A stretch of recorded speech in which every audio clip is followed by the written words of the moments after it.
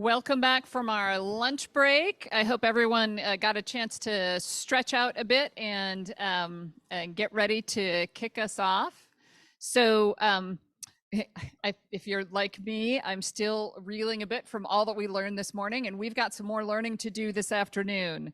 So as a reminder, also remember that we will probably have an abrupt distraction at 2:20 p.m. when all of our phones blow up. No, I'm sorry. All of our phones, I shouldn't have joked, all of our phones will have an emergency broadcast test, and hopefully it will resolve quickly, and then we will move forward. Just know that we will navigate through that. The good news is that's going to be our primary break in the afternoon. So if you need any other breaks, I need to invite you to just step up and step away. We also need to call an audible with our first session of the afternoon. We need to switch speakers up due to an unexpected audiovisual challenge. And so as we turn to talk about product development research needs, we're going to first hear from SAMHSA about community, let me tell you first what all the presenters are going to cover. We're going to talk about community point of care needs, including testing for xylazine in the non-medical drug supply. We're going to talk about overdose management and wound prevention and treatment. And this is where we really want to start to crystallize on what is it that we need. The speakers are also going to address research and development for reversal products, acute intoxication, and complications associated with chronic xylazine use. So in a switch up to the order of our panel that would appear on the slide, we are going to first hear from Captain Christopher Jones, who is director at the Center for Substance Abuse Prevention at the Substance Abuse and Mental Health Services Administration, or SAMHSA. So Captain Jones, would you come on up to the podium? We know that you are just sharing thoughts without slides, which works really well as we work through the glitch in our slide deck. So thank you for accommodating us. Either podium, and you may even go in between the two if you really want to. All right, I can get my steps in. Well, thanks very much for having me here.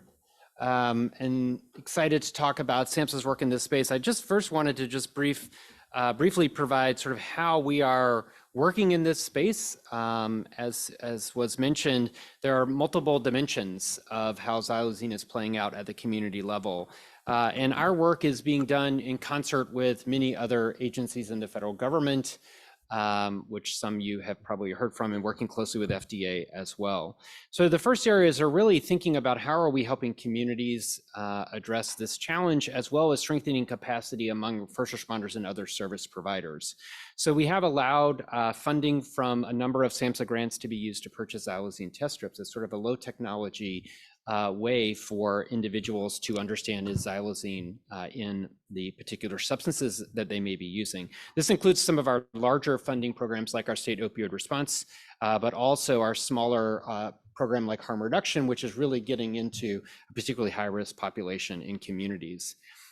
We also have funding that is not specific to xylazine, but is really thinking about how do we build that capacity among first responders, healthcare providers, and communities to respond to overdose. So originally these programs were envisioned as a way to expand training and sort of connections across first responders, community, and health systems related to naloxone or overdose prevention.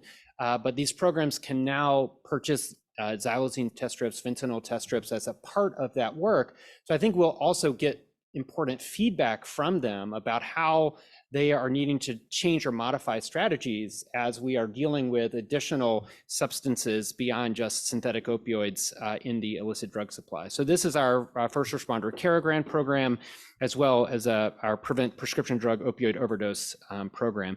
And again, those are smaller programs, but are really thinking about the systems approach and how those various players in the community are responding to an evolving illicit drug landscape.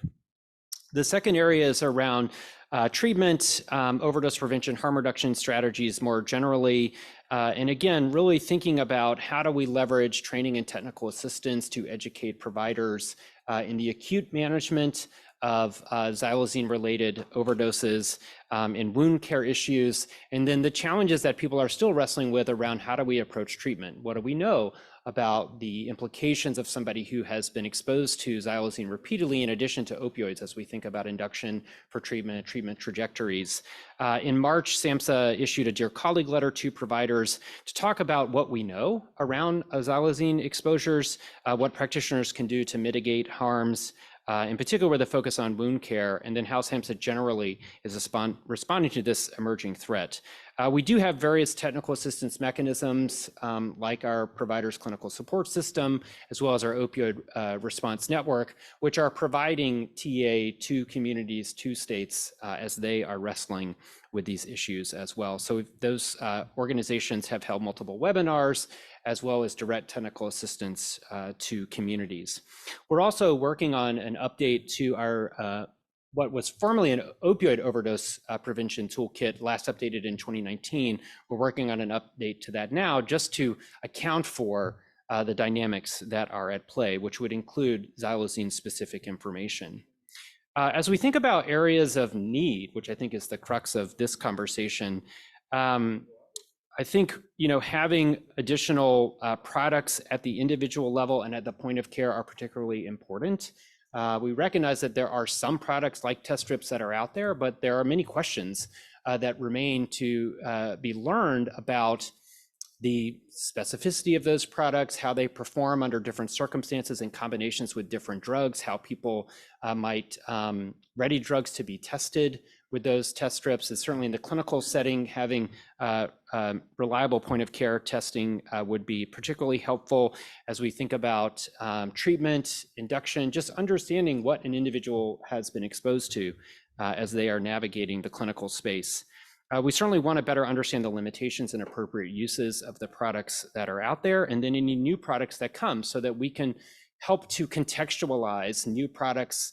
Where can they be most useful compared to products that are already in communities? I would say more broadly, we need a stronger drug checking infrastructure in communities generally, whether it's at the individual, at the clinical, or at the community level, just to understand emerging substances, combinations of substances, so individuals can take steps to protect themselves.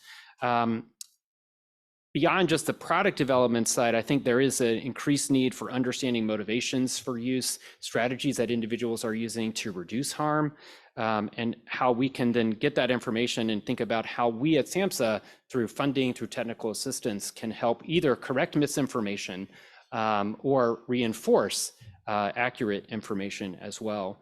From a clinical perspective, improving understanding of withdrawal for people who have been exposed to xylazine in combination with opioids or other substances, and thinking about what are approaches to management of withdrawal, as well as treatment induction and trajectories. Understanding the pros and cons of overdose reversal agents. I mean, this has been a long debate around benzodiazepines.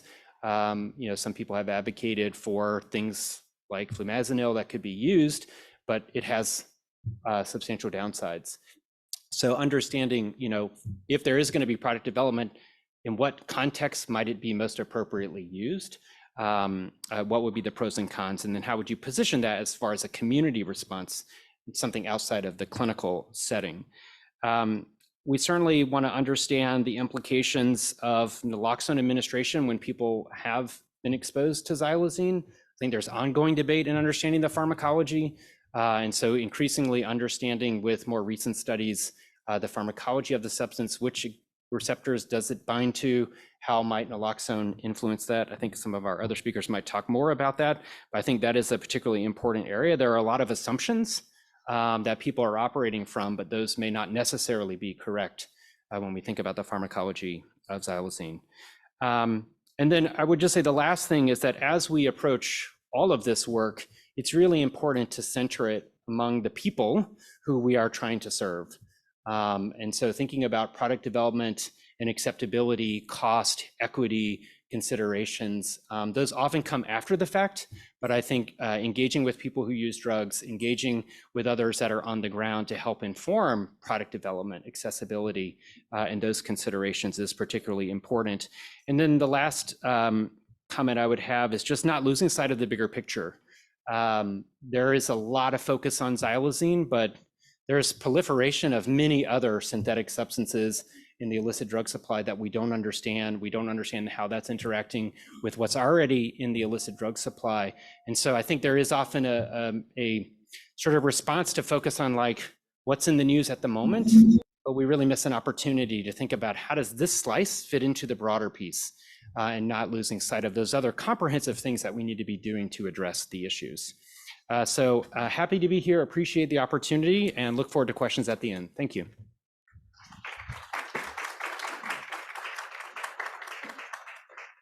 Fabulous. Thank you so much, Dr. Jones, and really helpful as we think about what it is that SAMHSA is doing in this space, and we'll invite you back up when we get to the end of the session to Q&A. So I want to just double check with our tech team that we're good on slides. All right. So now I can turn to one of our virtual presenters, who is Dr. Jean Marie Perrone, and she is Professor of Emergency Medicine and Medical Toxicology Initiatives and Director of the Center for Addiction and Medicine and Policy at the Perelman School of Medicine at the University of Pennsylvania. Dr. Perrone, thank you so much for joining us and for your grace in allowing us to mix up the order a little bit. We'll turn it to you. We're interested to hear what you have to share. Thank you so much. Can everyone hear me okay? Yes, it's great. Okay, great. So thank you, and thanks to the panelists and to you, Susan, for organizing this event. I'm really excited about sharing what we've learned so far. And, you know, some of this information comes from my experience as an emergency medicine physician, where I practice at the hospital of the University of Pennsylvania. I also have been running a clinical trial in initiating patients on buprenorphine at one of our other hospitals. And so I really am in the front lines of the clinical experience. And of course, being in Philadelphia, I'd have to say that our substance use navigators and harm reduction colleagues have been out in the community raising the issue of xylazine for the past 3 or 4 years, really sort of peri-pandemic and beyond, when we started doing some of these clinical work. So next slide, please. So I think Dr. Jones or Dr. Krotulski mentioned this study. This is part of the opioid overdose toxic registry, where patients are enrolled in 9 emergency departments in around the country, including 2 in Pennsylvania, but none of these were actually in Philadelphia. And they looked at opioid overdose, and patients were tested for xylazine, actually through Dr. Krotulski's lab. So they tested for lots of different things, but fentanyl certainly. And what they found was that maybe a third were positive for xylazine and 2/3 not, and found that there was really no clinical differences in bradycardia or intubation rates. We've heard today about bradycardia or need for ventilatory assistance in animals who are sometimes exposed, sometimes in human overdose, intentional overdoses, patients who take a lot of xylazine, but there's a lot of subjectivity to who gets intubated and whether or not it's really for respiratory depression. So in this study, we were really able to parse out the results based on xylazine positive or negative. And you'll see with the raw data on the next slide, that they found that actually the more serious outcomes, next slide please, of CPR at the time or coma that developed shortly after hospitalization was actually higher in the group that did not have xylazine present.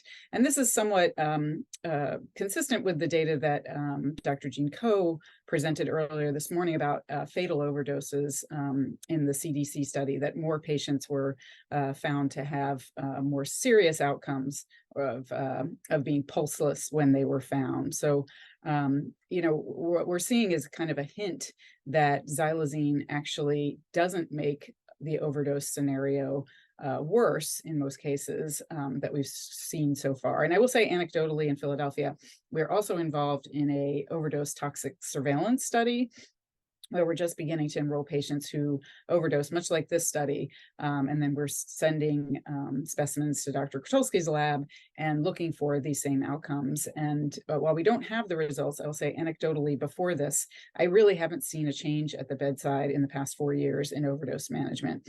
Patients essentially appear the same. There aren't really patients that we see with profound bradycardia or hypotension any different than we saw in the fentanyl era. Next slide, please.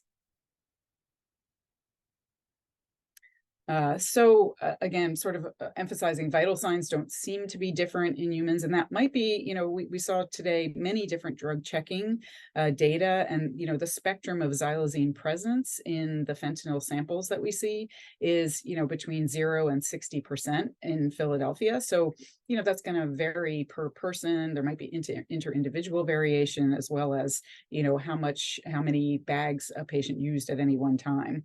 But I would argue that fentanyl is the big actor here and the one that's really driving fatal overdoses.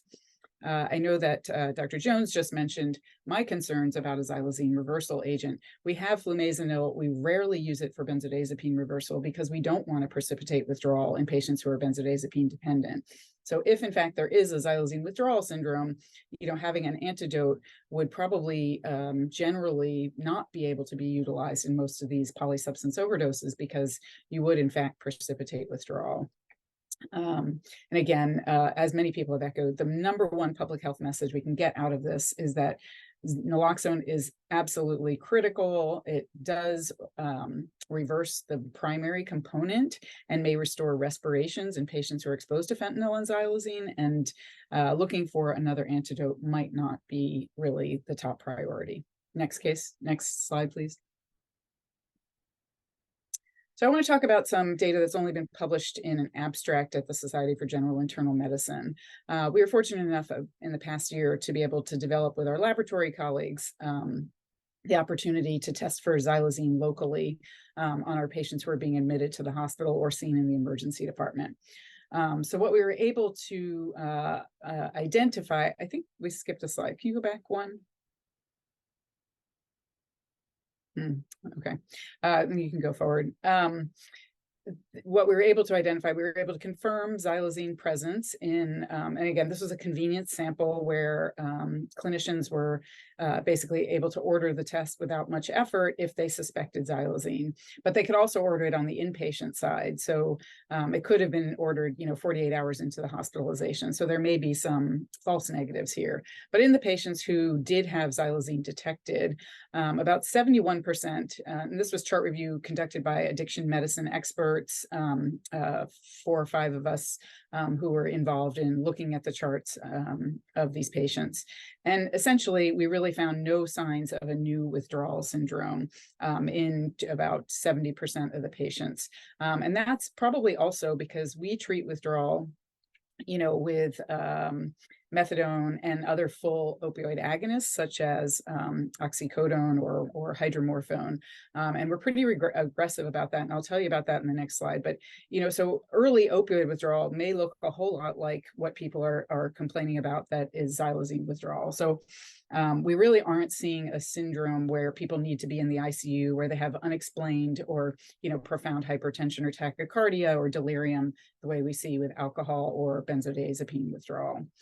So in that second group, about a quarter of the patients had what we called a possible withdrawal syndrome, although each of those could be explained with either another co-occurring substance withdrawal, or buprenorphine or naloxone induced precipitated withdrawal, or insufficiently treated opioid withdrawal. So we're really not seeing a withdrawal syndrome. That's not to say that I don't hear that from patients quite commonly.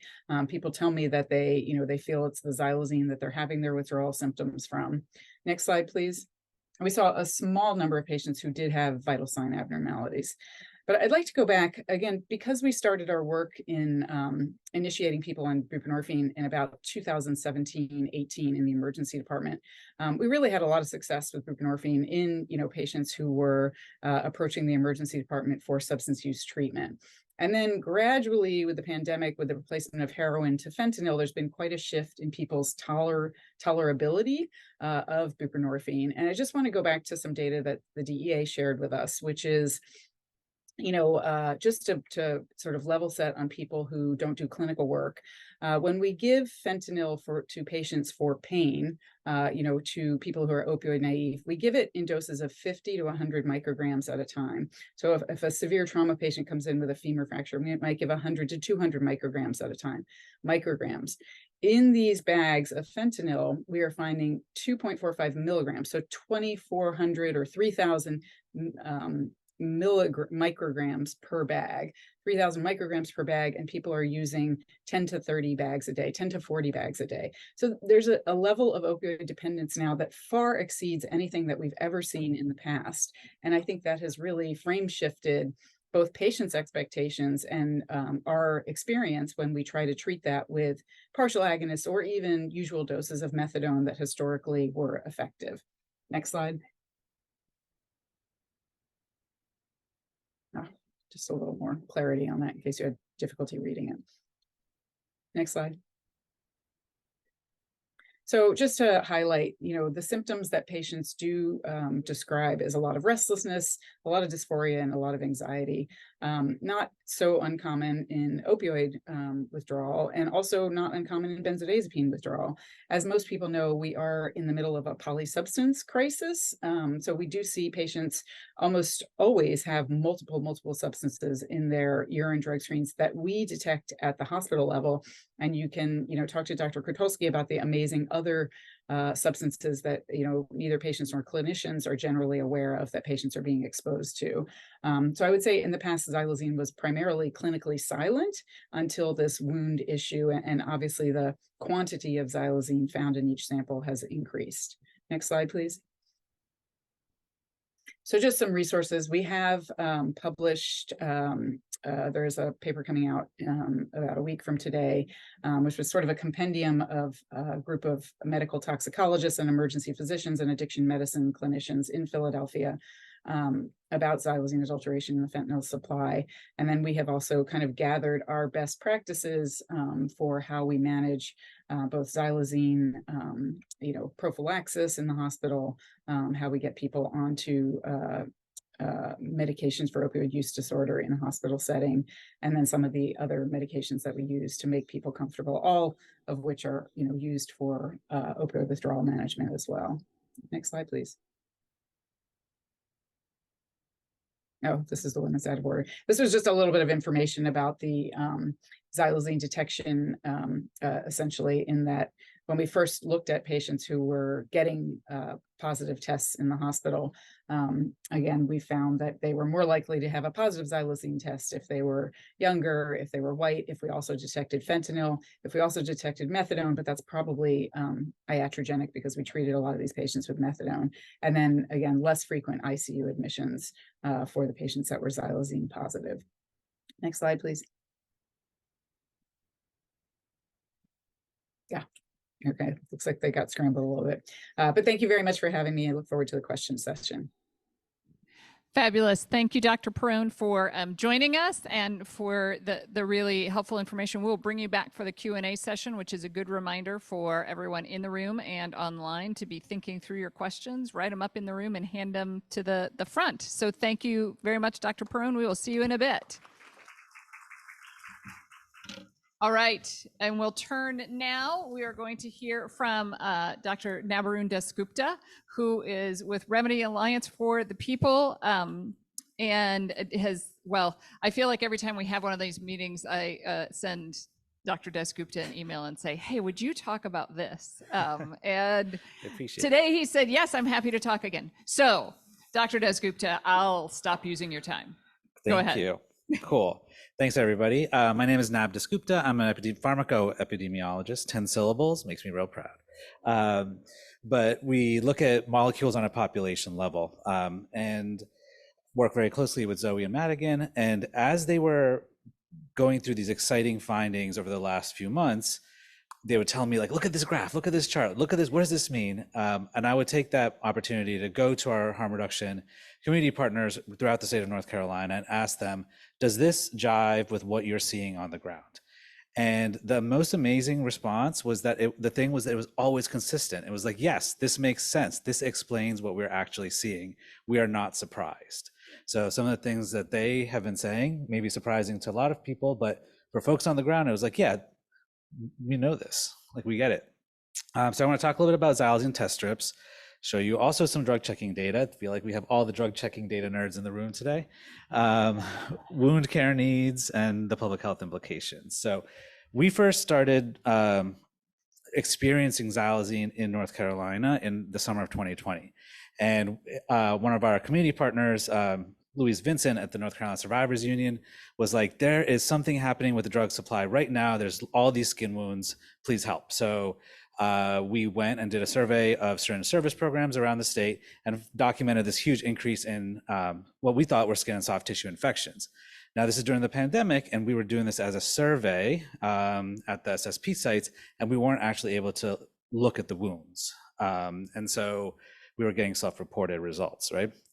Then in January of 21, Don Jackson, who works at the North Carolina Survivors Union, called me and was like, and they had set up their own FTIR-based drug checking program. And he was like, hey, what's xylazine? And because of our partnerships and relationships to our friends at Intercambios, like we knew what was happening in Puerto Rico, and we were able to like figure out that the xylazine, the wounds we had been just observing were actually due to the xylazine that we now had confirmation was in the drug supply locally. So on the ground, harm reduction programs were picking up xylazine before any of the public health authorities or law enforcement authorities in North Carolina, including the medical examiners. The drug checking tech, so just as a big overview, so kind of, and others have kind of generally covered this, but we're going from test strips to reagent-based drug checking to small machine-based and then lab-based. And as you go up in complex, you get higher in complexity. So one of the things that we've alluded to but haven't talked too much about are the xylazine test strips. And there is a huge raging debate going on right now in the harm reduction community on our listservs about how accurate and useful these strips are. The work that's like Tracy and Alex and Drew Park and Myra Lieberman at Notre Dame have been doing really good work figuring out how accurate these are in different drug supply, in different drug combinations around the country. We also note that there is substantial batch to batch variability of these strips. So so this is something that you have to continuously be monitoring the quality of as they're produced. There are also really shady producers of strips being sold as xylazine test strips online. You can buy them on Amazon, unfortunately, and they are unregulated products and their quality is awful. Especially even if you compared it to, like, there's two major kind of what we think is legit manufacturers of the xylazine test strips right now. I'm sure I'm going to get a lot of trouble on the listserv because I said that, but there's a lot of shady ones. So I think if you're interested in xylazine test strips as an intervention, like really connecting with your harm reduction community locally to really get the right information is important. One of the reasons why is, as Dr. Burkhart had mentioned, the structural similarity with levamisole is part of the reason why these test positive, have false positives with cocaine that has levamisole in it, I think. And same with ketamine, not the structurally similarity, but ketamine can cause false positives. So there's a lot of nuance to these strips, but they're still useful. I think we need more work. So here's our drug checking data from North Carolina. We have exactly 100 counties in our state, which makes it really easy for statistics. And we have detected xylazine in 21 out of the 44 counties from which we regularly get samples. So you can see it's kind of all over the state, but concentrated in kind of some of the urban areas and Native American areas in the southeastern part. We've heard this. This is small, but I kind of wanted to just give you a taste of it. Captain Jones, also Dr. Jones, right? All the things Jones mentioned that, and other people, and Alex, you also mentioned that there's a lot of other things in the drug supply, right? So we see xylazine showing up with cocaine and methamphetamine, with caffeine and tramadol, all sorts of things, right? So North Carolina ends up sometimes being like the tail end of the drug distribution system. So in some pockets of North Carolina, bags of dope will just get mixed together, thrown together. So xylazine might be coming in from what might originally be in the fentanyl, but by the time we get garbage bags at the end of the supply chain, we get all these weird mixtures. So a lot of new combinations to test.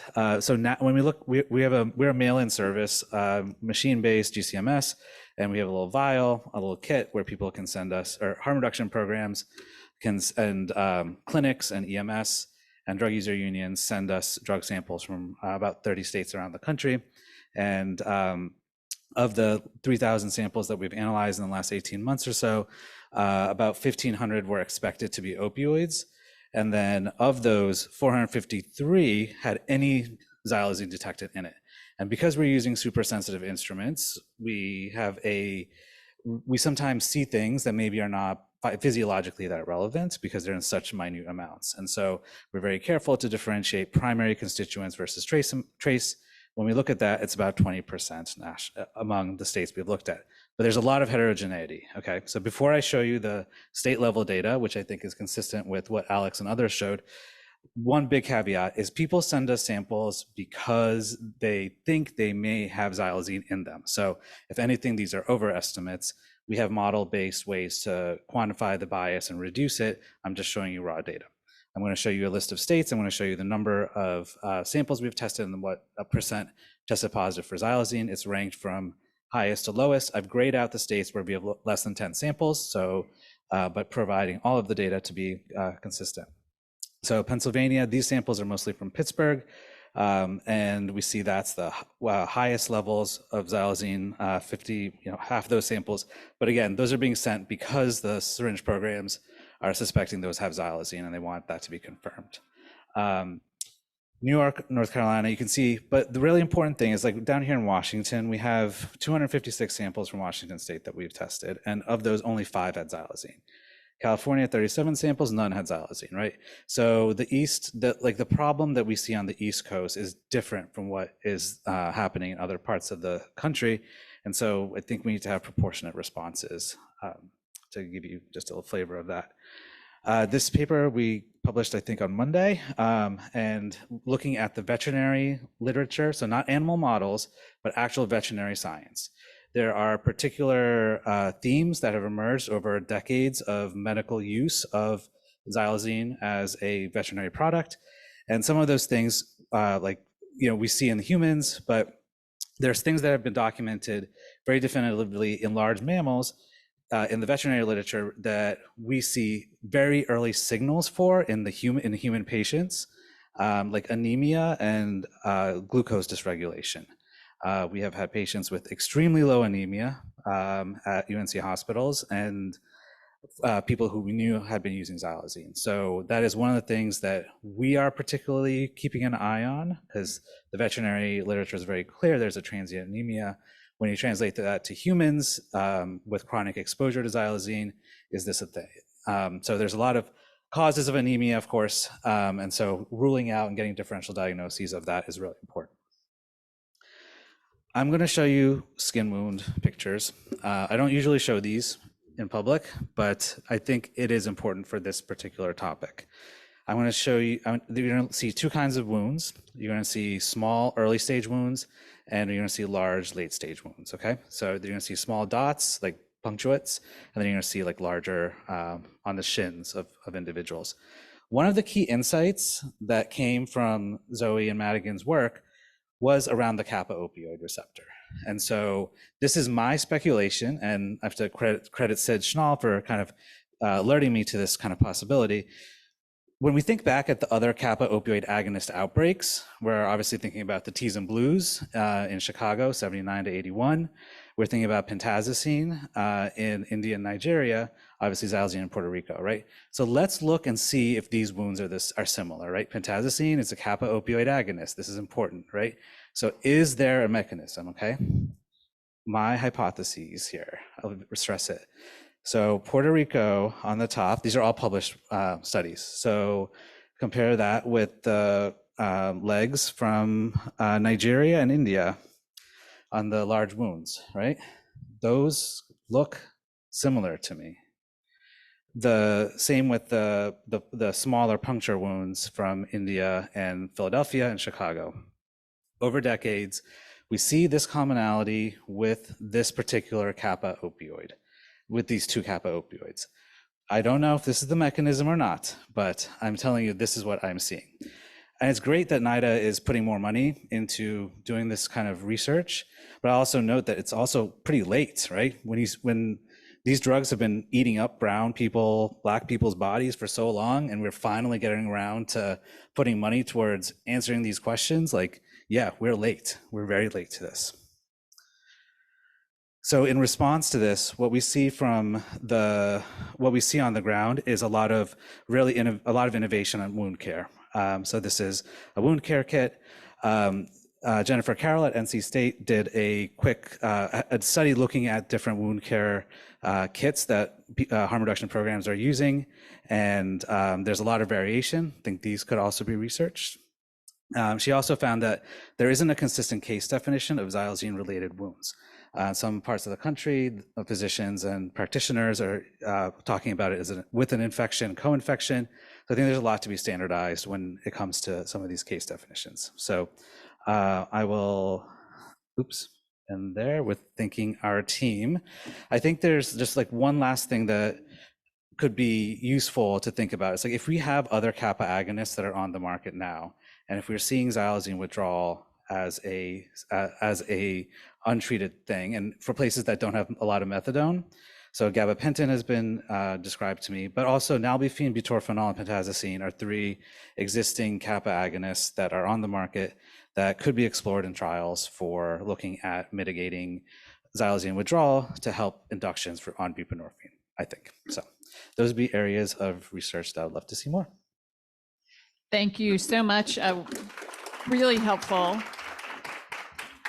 So now we've got 3 different perspectives on where we should go in the product development research needs. We're going to turn to our 4th perspective, and that will be from the FDA again, yet another center. And we'll hear from Dr. Timothy Stenzel, who is Director of the Office of In Vitro Diagnostics, Office of Product Evaluation and Quality, Center for Devices and Radiological Health. Still not coming close to your title length, Dr. Burkhart, to be clear. But Dr. Stenzel, thank you so much for joining us virtually. I'm going to step out of the way and let you speak to your slides.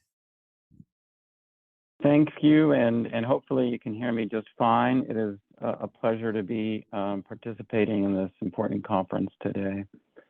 Next slide, please. So I'm going to talk about in vitro diagnostic tests and the research needs for those. Our office has cleared very many drugs of use tests for clinical purposes. And while the red carpet is out and we're welcoming developers to come and engage with us for xylazine tests, we have not yet cleared a xylazine test. And we do, though, view this as very important and look forward to doing so. If you can move the slide forward, I'll bring up different needs. So I would go back one. I'm going to go by one by one. I don't think it's timed. Hopefully it's not timed. Anyways, for xylazine, it's important to determine the clinical sample that's needed. Is it urine? Urine going to be good enough, or are there other clinical sample types that are going to be important? And certainly urine is a very well-known sample type for drugs of abuse, relatively easy to obtain in many individuals, but perhaps not all, depending on their condition. If we move into other sample types, there would be additional development needs for those sample types to know that the test can detect it in those sample types. Next slide, please. Or next, move the slide forward, please. So the next thing to ask is, if you know this sample type or types, we need to know what the important detection level is. What is the level at which you want the test to be positive or stay negative? And this we really need to know at what levels certain drugs need to be detected. And more work, we believe, needs to be done clinically in clinical research to be able to determine that. Once we know that, then test developers can come in and they can optimize their tests for detection at that level. For certain kinds of tests that are not central lab tests that are quantitative, if you have inexpensive or relatively inexpensive point of care tests, oftentimes they're going to be these rapid tests that are not quantitative. They're going to be qualitative results And so therefore, you want to optimize those tests for detection of the right level and the right sample type. Please forward to the next bullet. So since we have not cleared any tests, there aren't any cleared point of care POCs, point of care CLIA waiver, CLIA waived. Are those tests that can be performed in non-laboratory settings? These are physician offices. They could be in emergency departments, and make testing more widely available. They also tend to be simpler tests, tend to be less expensive tests if they're rapid tests. Turnaround times are obviously really fast because you can get results right there when the patient's right there with you. And then I think we learned from COVID, all the work we did with COVID and the many over-the-counter COVID tests there are, that there's this huge need for more over-the-counter tests, OTC over-the-counter, meaning that a prescription is not needed. These tests can be bought online through various vendors or at the supermarket or at a pharmacy. Making drugs abuse testing more widely available, we believe will be helpful, and we're very open to it and encouraging of developers to come in and talk with us if they want to get our perspective on how to go about doing this. If you can forward to the next bullet. So because patients often who are exposed to xylazine are also exposed to other drugs of abuse, multi-analyte tests may be very important. It would be relatively easy to take a rapid antigen test and make it a dual test for xylazine and fentanyl. But going forward, we may want to have more than just these two on a test strip or in a point of care or over-the-counter device. And so it would at least be a starting point to have a dual test to know, at least for those two drugs, whether those drugs are at a level that could potentially cause harm. Next bullet, please.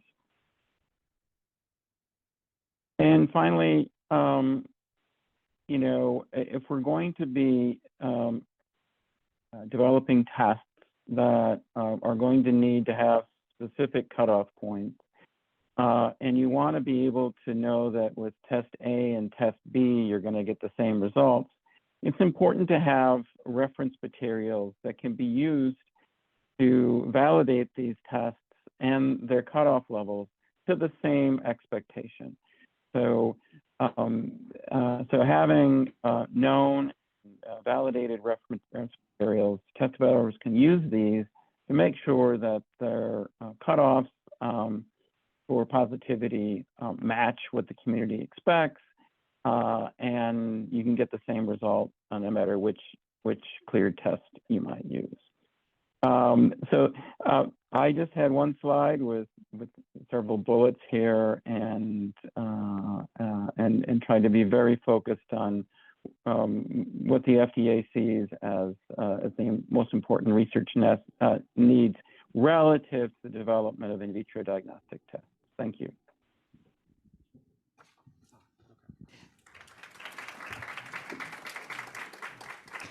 Thanks, Dr. Stenzel, and thanks as well for finding a way in. I know you had a challenge with the audio, but we could hear you and appreciate you joining us. We'll welcome you back for the Q&A session just after Dr. Desmond presents. So allow me to turn to Dr. Desmond.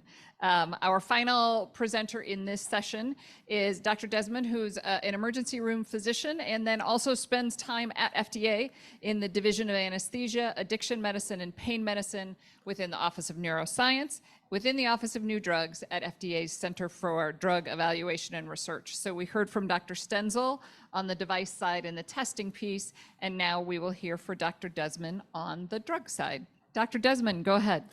Thank you so much. Competing there with Dr. Burke for longest title.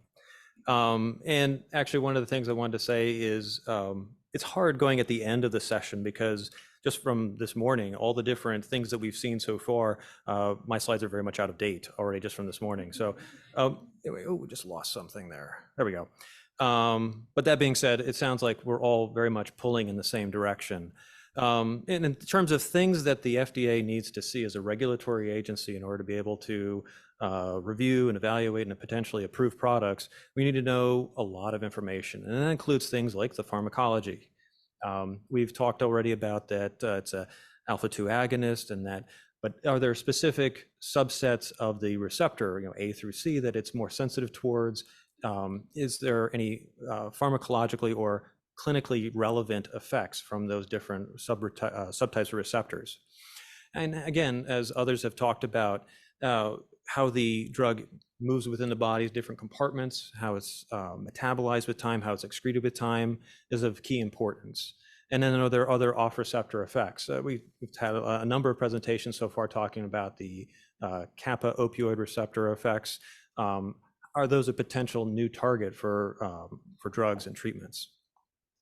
And of course, epidemiology is where a lot of this starts. We need to understand the geography of the program or the problem in order to understand where are the points where we can be most effective with our harm reduction efforts.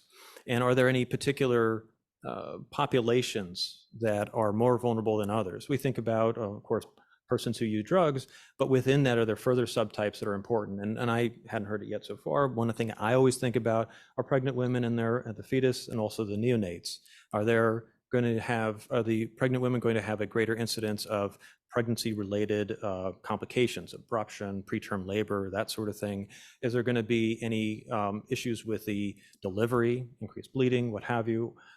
The children, are they going to have a worse or more prolonged neonatal abstinence syndrome as a result? We saw some of that with fentanyl intrauterine exposure as well. And are there any sort of birth defects that happen? And along with that, and as we've seen some of the presentations already today, what are the clinical outcomes? Because that tells us where in the hospital, where in the outpatient arena, where can we focus those efforts, and where are we spending our healthcare dollars and resources, and where can we place the harm reduction efforts, the peer counselors, connecting people to outpatient programs and so forth. And it also kind of lets us know, again, as to the efficacy of existing treatments. That is, are there any drugs that with a enhanced understanding of the patients that are affected, the particular problems that they're facing, and the pharmacology of that underlying problem, can we repurpose potentially some existing treatments that are out there and for our patients? If we're talking about overdose management itself, we talked a little bit already also with reversal agents. Are there particular complications with the pharmacology of those reversal agents? We talked about flunazenil and how that can, in the context of benzodiazepine overdose, if you have a dependent patient, can cause refractory seizures. Are we going to see something else like that in a case of xylazine overdose and we're treating it with a reversal agent? Is there a reflexive hypertensive episode? And if that, we see that sometimes with cessation of clonidine, a chemical that we've seen, again, is similar to xylazine. Is that clinically important hypertension? Is it associated with stroke, or is it something that we can frankly ride out with supportive treatment and it doesn't need any further intervention? In terms of product development, and just I think in here, what we've seen for our response to the opioid crisis generally is instructive for xylazine as well, in terms of the production cycle. And we think about intravenous drugs, that may be a somewhat easier program in terms of development, in that you don't have to worry about a device. It's relatively easy to infuse. You can do a number of different studies with that format. That being said, it may be limited only to high resource areas in the hospital, in the emergency department, and the ICU. If you're thinking about some of the vulnerable populations that these devices and drugs are supposed to be serving, supposed to be saving lives, I think again, and Dr. Dasgupta is, and with Prevention Point, they've shown us some of the information that they have, and that a lot of these patients who are using drugs don't ever go to the healthcare system. They don't call EMS, they rarely do, and they often take care of themselves within their own communities. And so with that, we should probably have, as part of an overall development program, have that end in mind and who you're going to try to overall help. So perhaps in those, the subcutaneous, intramuscular, the intranasal products might be better. If you're trying to go for something that you think ultimately would work for over-the-counter or non-prescription, you need to have things that work across the entire age range, things that can be administered in a by a bystander, so it has to be human factors data as well for those types of products. It does become more challenging, but then again, who are we trying to save? Who are we trying to have the greatest impact for? Going a little bit further in terms of down the sort of pathophysiological line, we talked just now also about xylazine withdrawal.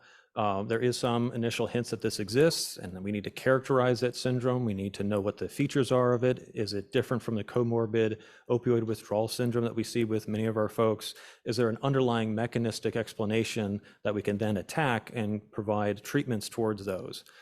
There's some case reports out there of tizanidine, clonidine, dexmedetomidine being used for patients who have comorbid, presumed comorbid xylazine along with fentanyl withdrawal. And can we use those for these to combat this new substance? We talked about the xylazine associated wounds. I'm not going to show you a picture, but is there a specific pathophysiology for these? I know that in my own personal practice, I've seen intravenous drug use associated wounds for more than a decade. And is there something specific about xylazine? Is this something that we've been seeing for a long time? Is there a specific intervention that we can do for xylazine that will help improve the outcomes in these folks? Is there a better treatment in terms of surgery? And then again, does xylazine, because it's mixed with fentanyl and heroin, at least for right now it is, does it complicate the transition to medication for opioid use disorder? Does xylazine impact retention rates in MOUD programs? And can we give additional supplementary treatments that will help those retention rates and help people be successful? Largely what we've found from looking at the literature and what we've heard from various different online groups is that xylazine is largely not desired by the use community, but like with any of these different substances, the different waves that we've seen, there is a small component that is seeking it out. And we've heard a little bit about that already today. What are the characteristics of a xylazine use disorder? And what potential treatments can we use to help cessate that behavior? And then I just wanted to end up really quickly in terms of current thoughts on overdose development, product development, sorry. If you want to take a look, there's the overdose prevention framework by the FDA. There's our guidance on expedited programs for serious conditions for drugs and biologics. And then also take a look at our IND application. There you can see all the different ways by which an investigator can submit a project that would, if you wanted to, you could, with the appropriate controls and informed consent, monitoring, stopping criteria, and so forth, you can look at any number of different types of molecules in humans, even ones that are not approved, so for human use, like xylazine. And so there's a great deal of flexibility. I know that there's some investigators out there who have mentioned to us that they're hesitant, or their IRB is hesitant to sign off on a xylazine abuse protocol. But there are ways by which that can be done. And I encourage, if anybody is interested, to reach out to us and to get guidance and help. Thank you. Fabulous. So thank you, Dr. Desmond, for closing us out with some thoughts from FDA about how to approach developing potential products. I want to make sure that we bring all our panelists back up to the stage. So Dr. Desmond, come back on up and take a seat with Drs. Dasgupta and Jones. And if we could put on the screen Dr. Perrone and Dr. Stenzel. I will say I have about 6 different questions in my hand, and I'm getting handed another one, so I'm going to grab that quick, and we'll see what we can do before, well, even if we watch our time, we'll just remember at 2:20 we'll get told we're done. So let's, Dr. Stenzel, I have a first question for you.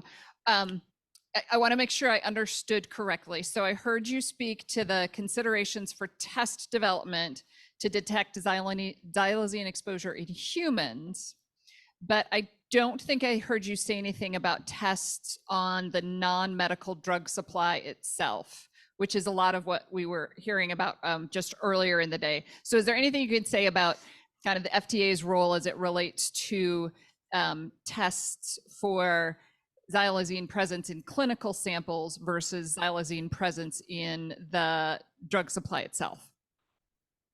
Yes, thank you for that question. I'm happy to.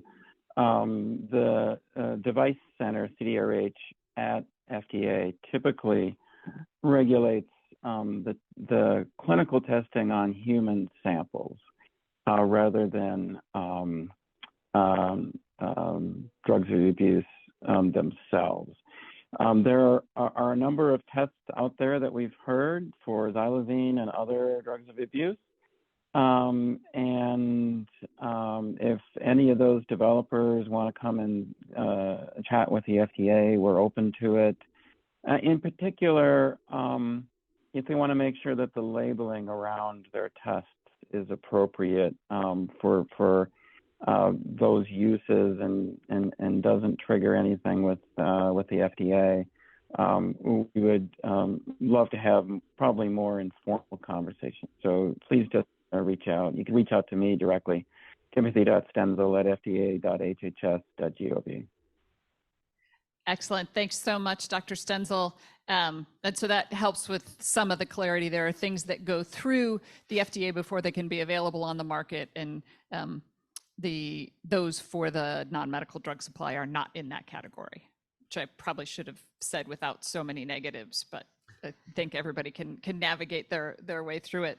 So one of the questions that came in online was asking if it's possible. This I think had to do with the withdrawal symptoms and some of the discussion about the withdrawal, whether or not there's a withdrawal syndrome related to xylazine, and just a question I think related to is perhaps part of the complication there, the questions that are being asked and therefore the answers that are being recorded in the medical records versus what an individual might be experiencing. I know, Dr. Perrone, you've had a lot of kind of expertise in this space. What's your thought? And you've seen it yourself. So what's your thought on that?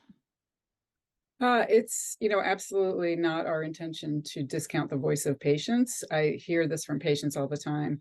I think the evolution of fentanyl in the drug supply really paralleled the, increasing prevalence of xylazine. So those two things happen together.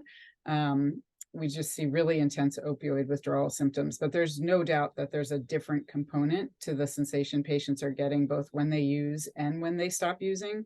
I think we could probably, not definitively say, it doesn't look like the severe alcohol or benzodiazepine life-threatening withdrawal syndromes in terms of what we've seen so far. It's not delirium and seizures that we've seen, fortunately.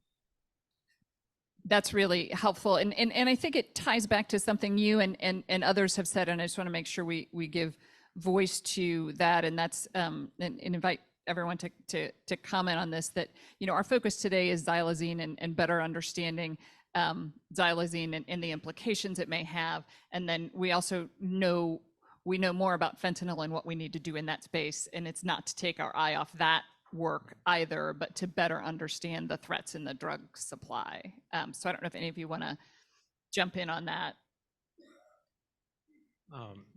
So if I was just to comment a little bit further, I would say that as mentioned, a complicating factor is going to be those polysubstance or the multiple exposures that somebody has, and differentiating at what they are currently intoxicated from, what they've been exposed to over the last several days or weeks, and sussing that out. And part of that, the best way to really kind of get at that, I would think, would be again, if I'm setting aside the FDA hat and putting on the clinical investigator hat, would be talking about a prospective design trial to take interviews from folks who are using drugs and understanding what their experiences are in terms of, you know, the euphoria, the symptoms, that sort of thing. They understanding when they stop using, and then as they seek treatment and they go through that withdrawal, understanding as a focus what medications work best for them, what are they personally experiencing.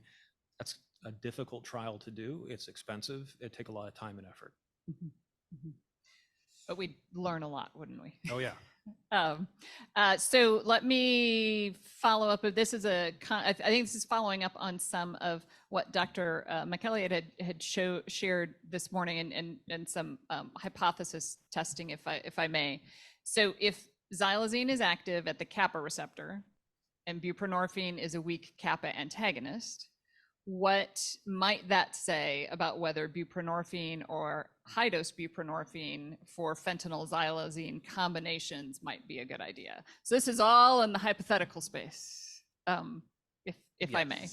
Yeah, I'll stress the hypothetical space, and that this hasn't been peer reviewed, and we are looking forward to others replicating it.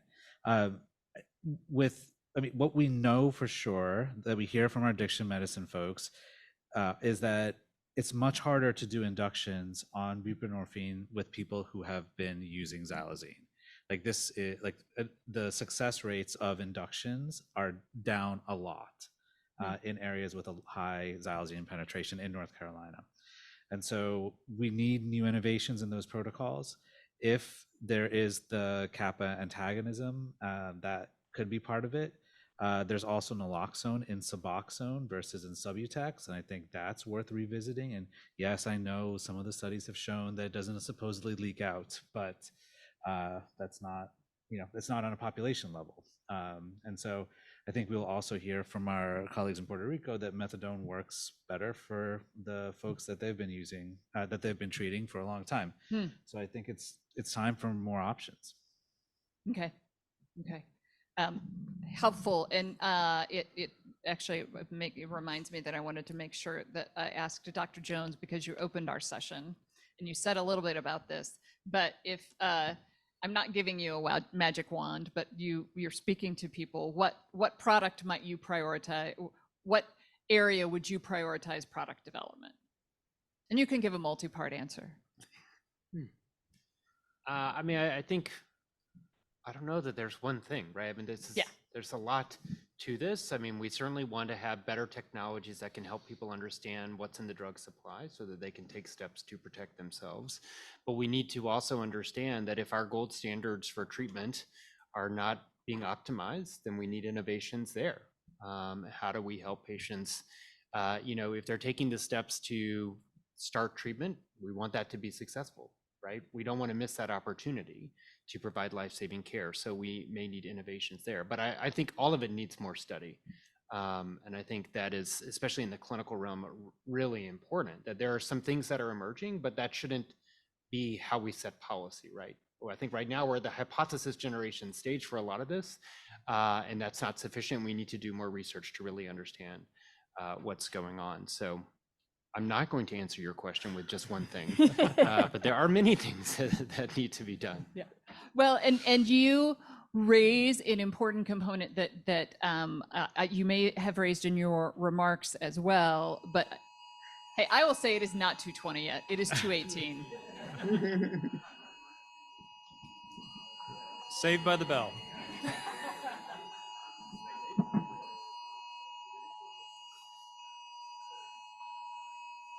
System works. Yeah, there's a Stephen King story about something similar to this. So I think if we all swipe across, we can get rid of it in the room, and we'll hope that that's what everyone around the country is doing. All right, it is not yet 2:20. There's even more than 36 seconds left there. So let me then follow up that's not fair.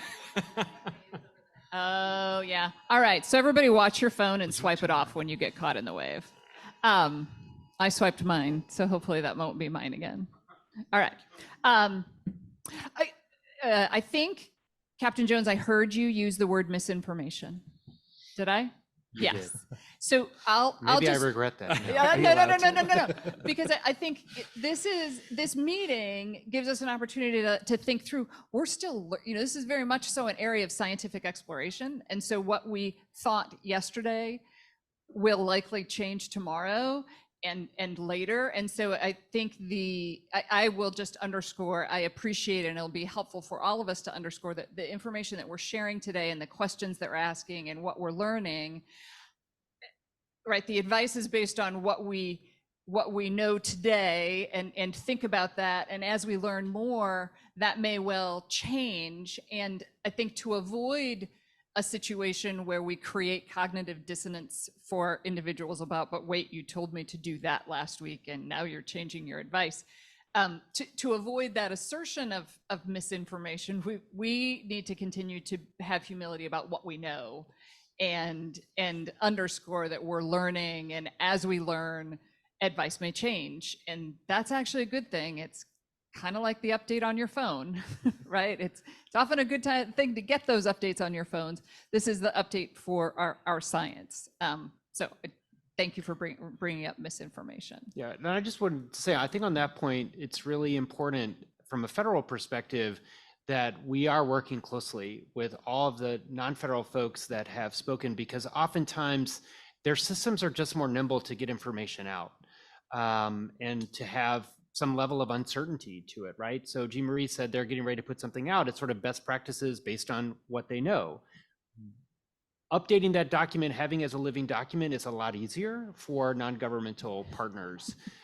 Whereas sometimes in the government, it's sort of like, we want to wait until we have all the absolute information before we put something out. So I think, there's a balance there, but it's really important that the partnerships exist and the information, we're getting it from the ground, feeding into our work, and that we can't contextualize uncertainty, and that this is a moving target. And our goal is always to reduce harm, to improve lives, to save lives. But we don't have all the information that we would like, but we still have to take action. Yeah, I very much, I guess, super agree with the humility portion of this. I think there's also like a gaslighting that happens at the community level, where a lot of the folks we have been working with were like, this feels like an opioid to me. People who are very experienced at drug use, and there was very clear, like for cis hetero couples, the discordance that was seen in the animals with women being more activated. Like we were hearing that from 2020 onwards and in the community. And so even if the information and people were told this is a non-opioid, it's a non-opioid, it's a non-opioid, and folks repeated that to their clients in harm reduction programs because that's what higher authorities have said. So I think this is also a point in time where harm reduction programs need to trust their instincts. If you're dealing with people, and be honest about what is known, where your information is coming from. And if you have local solutions that you came up with on your own and it's working for your people, then own it and keep going with it, and wait for the science to catch up, but leave the door open. And keep collaborating. Yes. So now we are at time, but I'm just going to give a heads up. I promised the people, I have 4 different questions that relate to naloxone and reversal. I'm going to hold that for the last panel because I'm going to alert them that they have to answer that. Let's close you out because you just mentioned the importance of harm reduction organization, and our next session is on the ground response. So let's thank our panel virtually and in person. Thanks, Dr. Perrone. Thank you, Dr. Stenzel. And let's get ready for session 4. So I'm going to ask our panelists for session 4 to come on up. This is a no slide session, so get ready. If you were really excited about slides, there aren't any in this session. But we are going to open session 4 with an initial presentation, and then we'll have a panel discussion. And so let's first have our initial presentation, and there we're just really fortunate to have Mr. Martin Lina Alcaraz, who is a peer educator at Sanos Corporation based in Puerto Rico. He will be speaking with the aid of a translator, but Mr. Lina is familiar with the presence of xylazine in the non-medical drug supply in Puerto Rico and has graciously offered to share his lived experience with us. So Martin, thank you so much for joining us here today. We want to hear your experience. Buenas tardes a todos. Good afternoon, everybody. Es verdad, It's true un honor and a real honor y placer and a real el pleasure estar aquí to be here en esta reunión in this meeting you guys, being with you guys, donde voy a compartir where I'm going to share with all of you, lo más breve posible in the briefest of manners, mis experiencias my experiences en el uso de la xylaxina. in the use of xylazine. Yo estuve en el uso de sustancias I was abusing substances por alrededor de 30 años. for over 30 years. De esos 30 Of those años 30 years, estuve usando xylaxina I've been using xylazine como por espacio de for around approximately como 4 o 5 años. 4 or 5 years of Eh, those.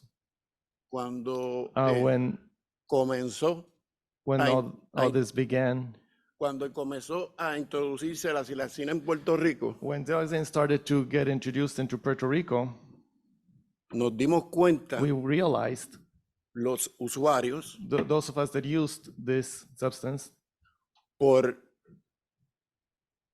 lo diferente que nos sentíamos cuando utilizábamos we realized the difference, the drastic difference when we use this versus other substances.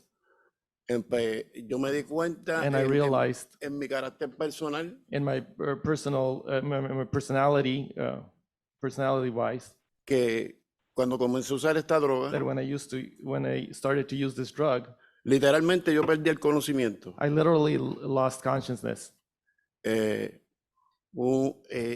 bien difícil It was very hard una persona for a person querer dejar de usar esa sustancia. to really want to stop using that substance. Cuando tú comenzabas a usar When you started to use this substance, anestesia de caballo, como le decimos en Puerto this, Rico, horse anesthesia, as we call it in Puerto Rico, as we name it, tú no podías usar heroína regular you couldn't use regular heroin porque Heroin. no la sentías. because you couldn't feel the heroin. No sentías la otra, You didn't feel the kick. You didn't feel la verdadera heroína, tú no la sentías. the true, legit heroin. You didn't feel it. Yo me di cuenta de eso I realized that un día one day que fui al punto a capiar when I went to the point to change it, to change it, y la policía estaba haciendo una intervención and the police were doing some kind of intervention, y no podíamos llegar a comprar lo que fuimos a and buscar. we couldn't get to the point of sale to buy what we were going to purchase. Ahí es donde yo entonces me muevo a otros puntos de That's droga where I went and tried to find some other location where I could purchase this drug, y ahí fue que me di cuenta and that's where I realized que eso no me funcionaba. that this is not working. Comencé a ver mucho deterioro en mis compañeros. I started to see a great deal of deterioration in my my colleagues, my friends. Esa foto que ustedes vieron de esas úlceras, That picture that you saw about those ulcers, se queda corto. that's nothing compared to the experience. Yo vi personas con gusanos I saw people with maggots en sus úlceras, in their ulcers, úlceras profundas. deep ulcers. Una cosa que One verdaderamente thing that repugnante was truly repugnant y doloroso. and very painful. En mi caso personal, In my personal case, me considero afortunado I consider myself fortunate, lucky, porque para ese tiempo because by that time yo I me busqué una situación judicial. searched a situation. Fui encarcelado. I went out looking for problems, and I was incarcerated. Y cuando llegué a la And when institución, I went into the institution. me metieron a un detox. they put me in jail. They put me into detox, Y allí and that's where cuando comencé a experimentar pues los síntomas de la started- retirada, I started to experience the withdrawal symptoms. era algo bien desesperante. It was something really that really made you frustrated and desperate. Inclusive que yo estaba buscando la manera de cómo To the quitarme la point- vida dentro de la celda. To the point that I was looking for a way to end my life inside my cell. Porque lo que me estaban dando no me funcionaba nada. Because what they were giving me was just not working at all. Nada me funcionaba. Nothing was working. Ese detox era para 7 días. That was for 7 days, Yo estuve 22, 23 días. and I was there 22, 23 days. Cuando salí de allí, When I came out of that, yo era un zombie. I was like a zombie.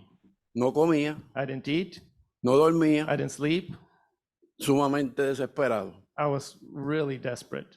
Fue algo It was something duro de superar. very hard to recover from, Porque verdaderamente because truly la xilazina the xylazine destruye al ser humano. destroys a human being.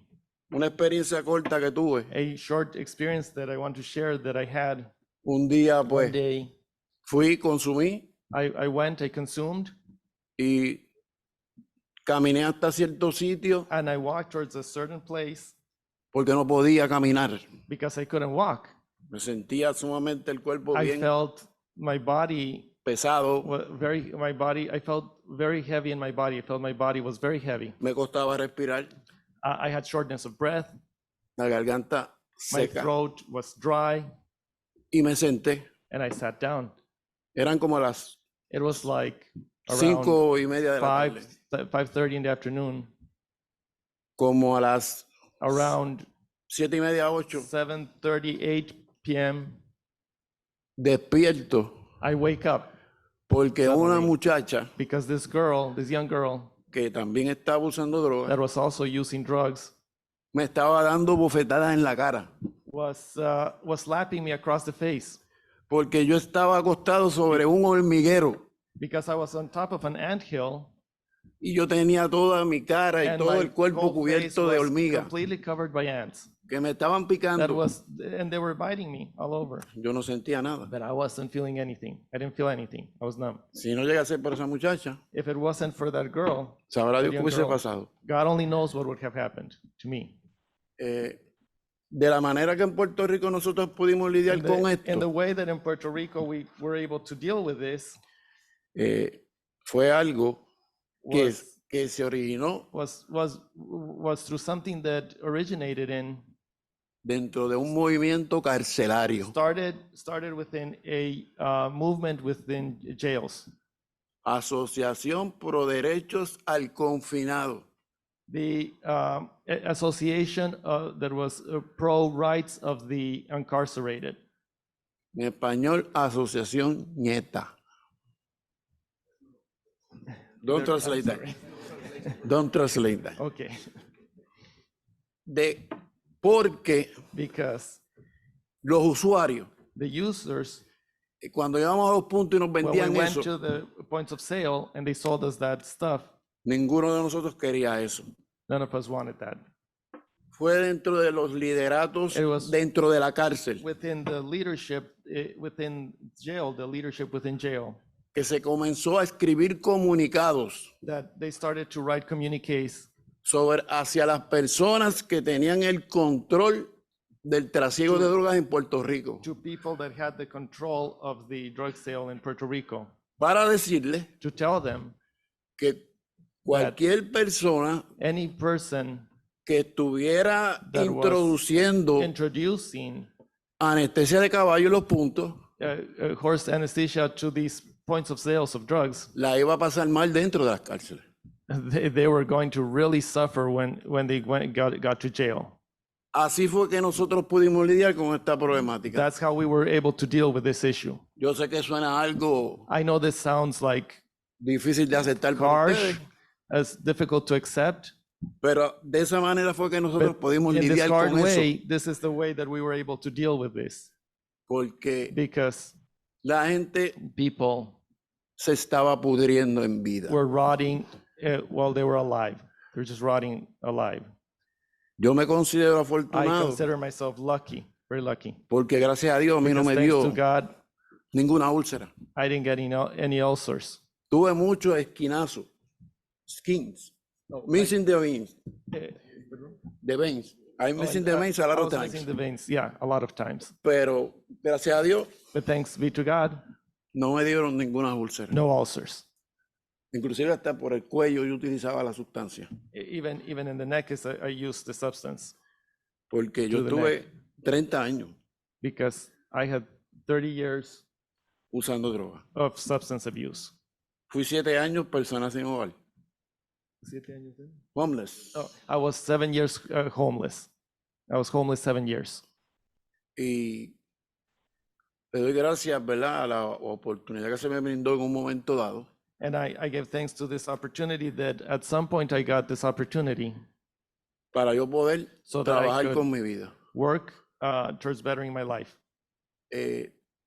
Esta problemática This issue va más allá de lo que es goes un far consumo. beyond the consumption, Va más allá de lo que es el consumo de Goes- sustancia. far beyond the consumption of the substance. Si lo ven de esa manera, If you see it that way, no van a resolver nada. you're not going to resolve anything with that focus. Hay que ser más humano. You have to be more human. Hay que acercarse más a esas personas que están en la calle sufriendo esa You have to adicción. get closer to those people on the street that are suffering from that addiction, Porque hay muchas cosas detrás de ese consumo. because there's a lot of things behind that consumption that lie underneath that addiction.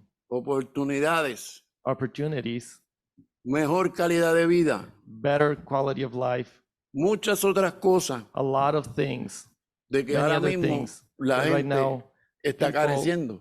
are lacking. These are the things that they're lacking, all these people. La salud mental Mental health, es sumamente importante en that's esto. really important when dealing with this issue. Lo que me ayudó a mí a salir What de mi helped problema, me a lot to get out of this problem, además de utilizar medicamentos, besides using the medication, porque ahora mismo yo soy because right paciente now I'm a patient. en buprenorfina, I'm a patient that uses buprofene. Suboxone. I am on Suboxone for around 10 years already. He tenido una recuperación estable, I've had a saludable. stable, healthy recuperation Trabajo I en una work clínica in a clinic. donde tenemos una where clínica we de have- buprenorfina We have a buprofene clinic, y ahí yo trabajo como un educador par. and that's where I work as a peer educator. Y tengo la oportunidad And I have the opportunity de poder ayudar to be able to help a personas con el mismo problema que yo. other people that have the same or had the same issue that I did. Pero necesitamos Well, what we need más fondos, más acceso a tratamiento. but we need more funds and more access to treatment. Esta mañana escuché This morning I heard de que los planes médicos that the medical plans enviaban gente aquí they used to send people here para tratamiento. for treatment. Eso no es cierto. That's not true. Eso no existió. That didn't happen. Quienes hacían eso Who used to do that eran los alcaldes were the mayors de los pueblos of the villages, of the towns, para no tener la problemática de tener estas personas en sus pueblos. so that they didn't have to deal with the issue in their towns. They could export it. Y entonces los enviaban para acá. So they exported the issue over here, Y llegaban a tratamiento and they got here for treatment sin ninguna base científica. without any scientific basis. Y muchos de ellos And many of them, terminaron deambulando aquí, they ended up homeless homeless. over here. O sea que So la realidad es muy diferente. reality is quite different. Necesitamos más We need fondos para more bregar, funds, acceso a tratamiento, access to treatment, porque because esto es un problema que tiene solución. this is a problem that has a solution. pero tienen que abordarlo de la manera but you have to adecuada. approach it with the correct approach.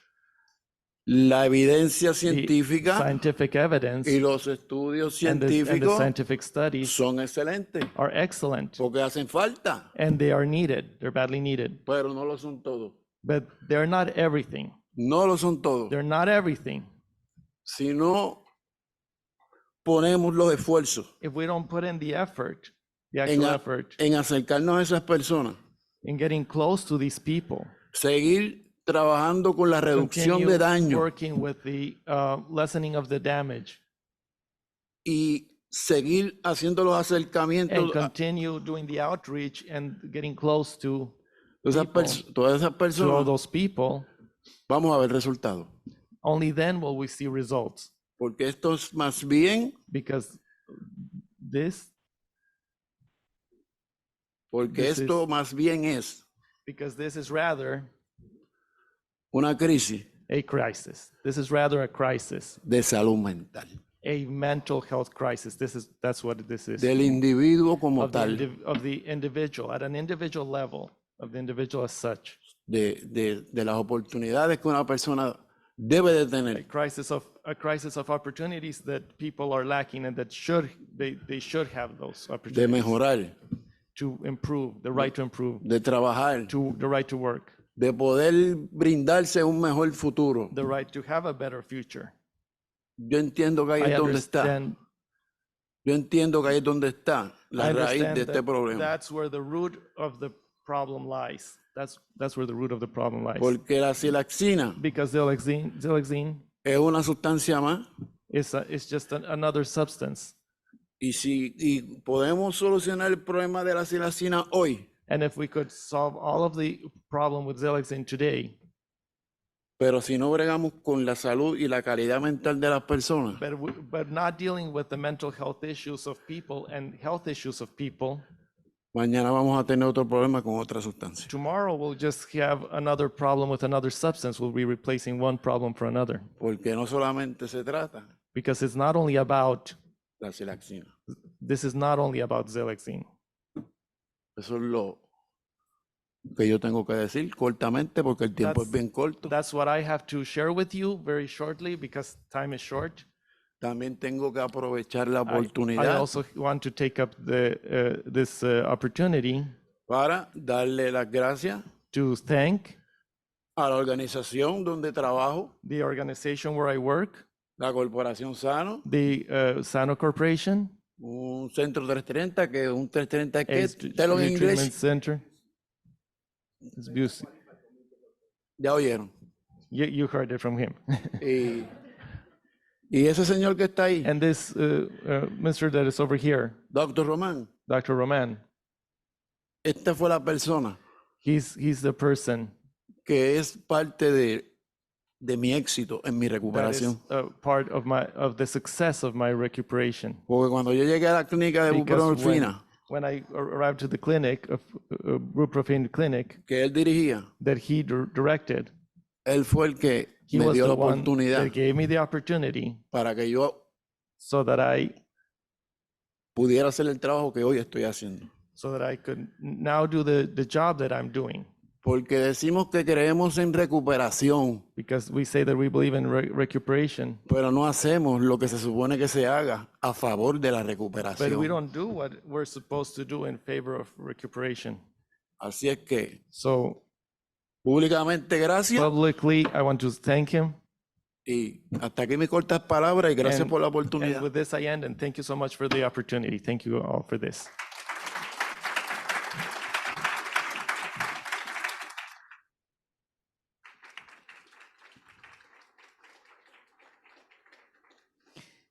Martin, thank you so much for joining us and for sharing and reminding us of why we are doing the work that we're doing and all that we can learn from speaking to individuals like you. And congratulations from where you are,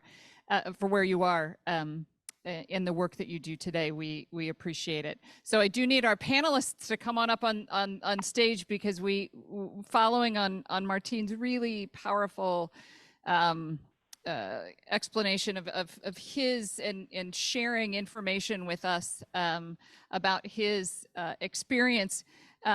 We want to continue that conversation and learn more about the on-the-ground response. So we've got a panel who's joining us both virtually and in person. And so if we could pull up, there we go.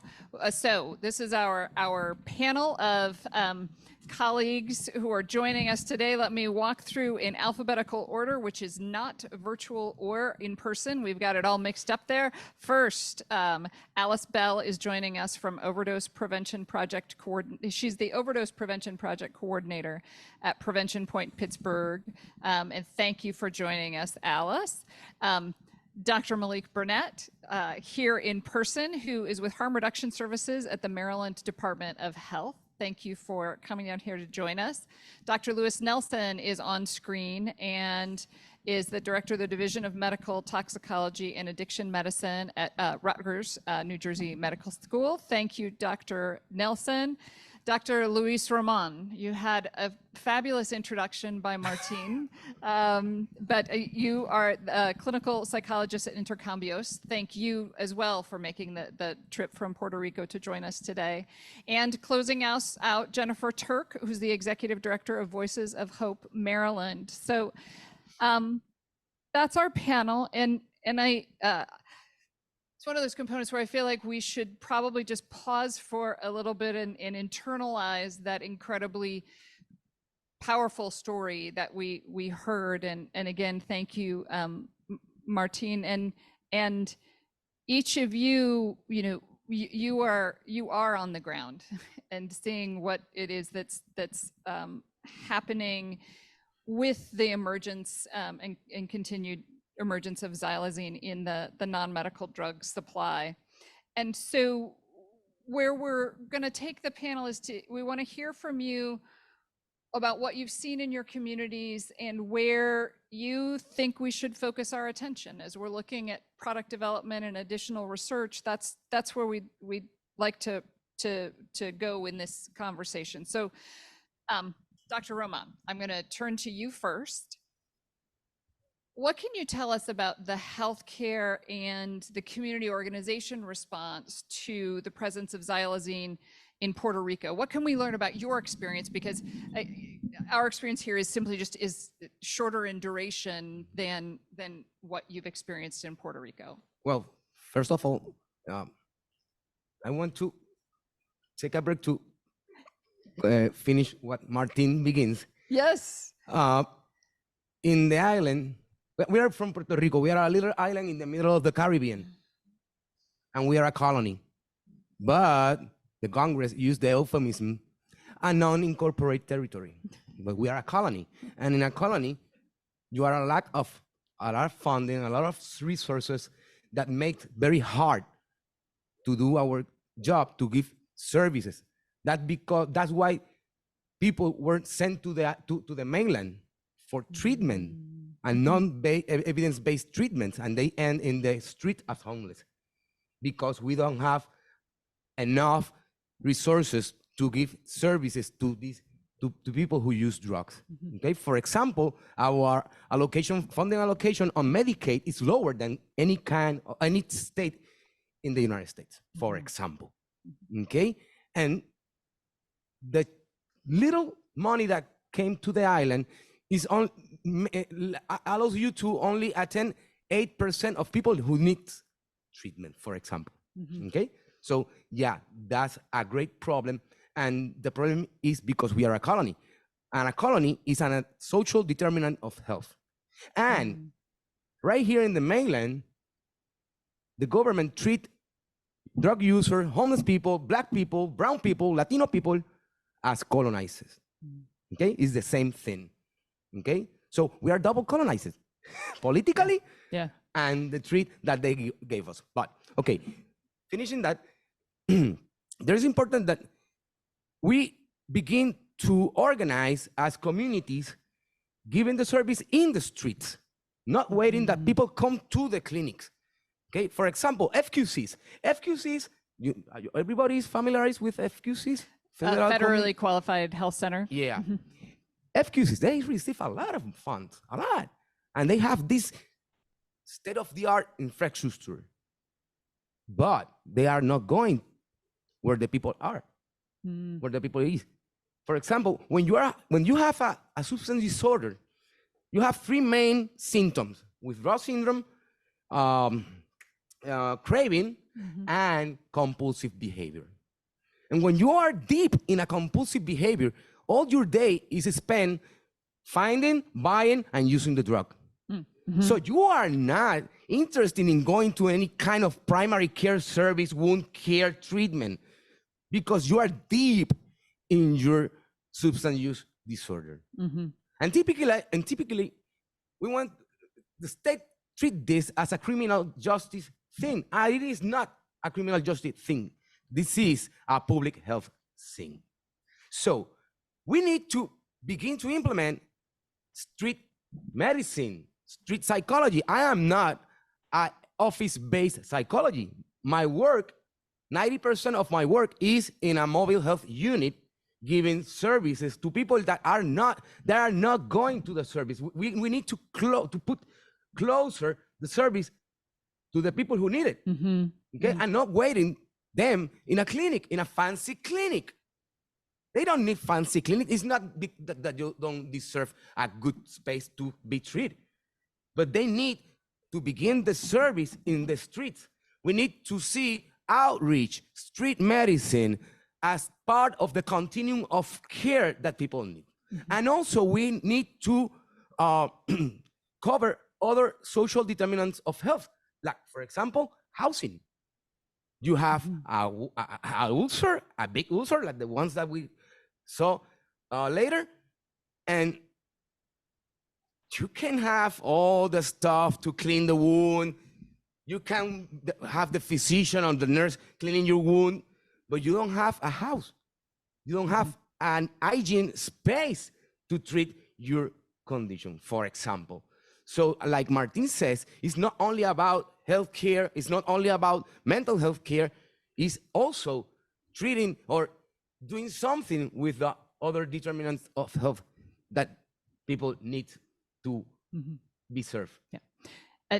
So, and I think you've helped us in the kind of on the ground response in that you, as you said, you've got to then be reaching the individuals and learning and experiencing, and then saying, how do we deliver that care directly to them where they are, not expecting an individual to go elsewhere. Yeah, and also teach them. For example, our participants, not only in the prison, finish the program with the xylazine in the island. We begin to test drug in the island, and we don't find that was 2 weeks ago, and we didn't find xylazine in our drug supply.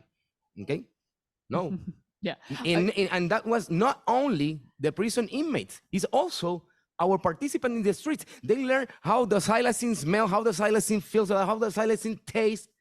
So they begin to identify that, and when they identify that, okay, I'm gonna avoid that point of sale, and I'm gonna move to other point of sale. That obligates the supplier to change.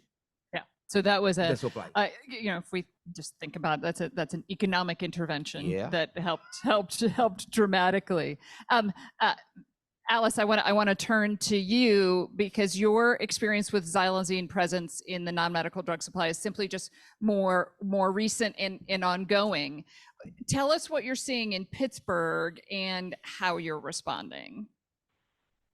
Thank you. We first started to become aware of xylazine locally here in 2022. Conversations with our medical examiner. Prior to that, they had said that they did see xylazine in a small number of samples for many years going back, but it really started to become something that we were concerned about last year.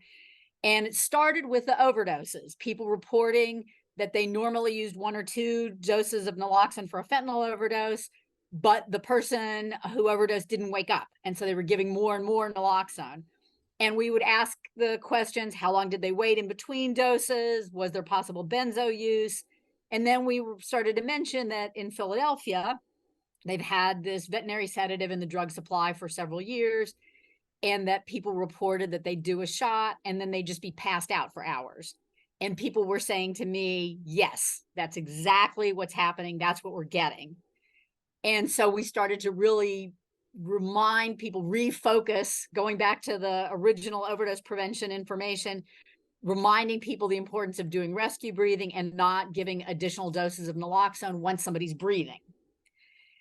Then from there, I'd say, well, there also have been some kind of ugly wounds associated with xylazine. And then people would like roll up their arm and say, you mean like this? And we do have a wound care clinic at some of our syringe service sites, and we have started seeing more and more and more of these kind of classic xylazine wounds. We started giving out wound care kits and information on for people on how to treat the wounds themselves. And we also in March we got access to xylazine test strips as soon as they came out. And so we know it's xylazine. We know about 2/3 of the reports of testing are positive for xylazine in the opioid supply. We are seeing people coming in earlier to get wounds treated. We really stress the importance of that. That seems like a critical component, that we're seeing people come in with small wounds and not waiting till they get so big as some of the horrible images that we've seen. And the population that we serve isn't primarily people who are living on the streets. So the idea that these wounds are happening because people don't have access to good hygiene, that certainly exacerbates it.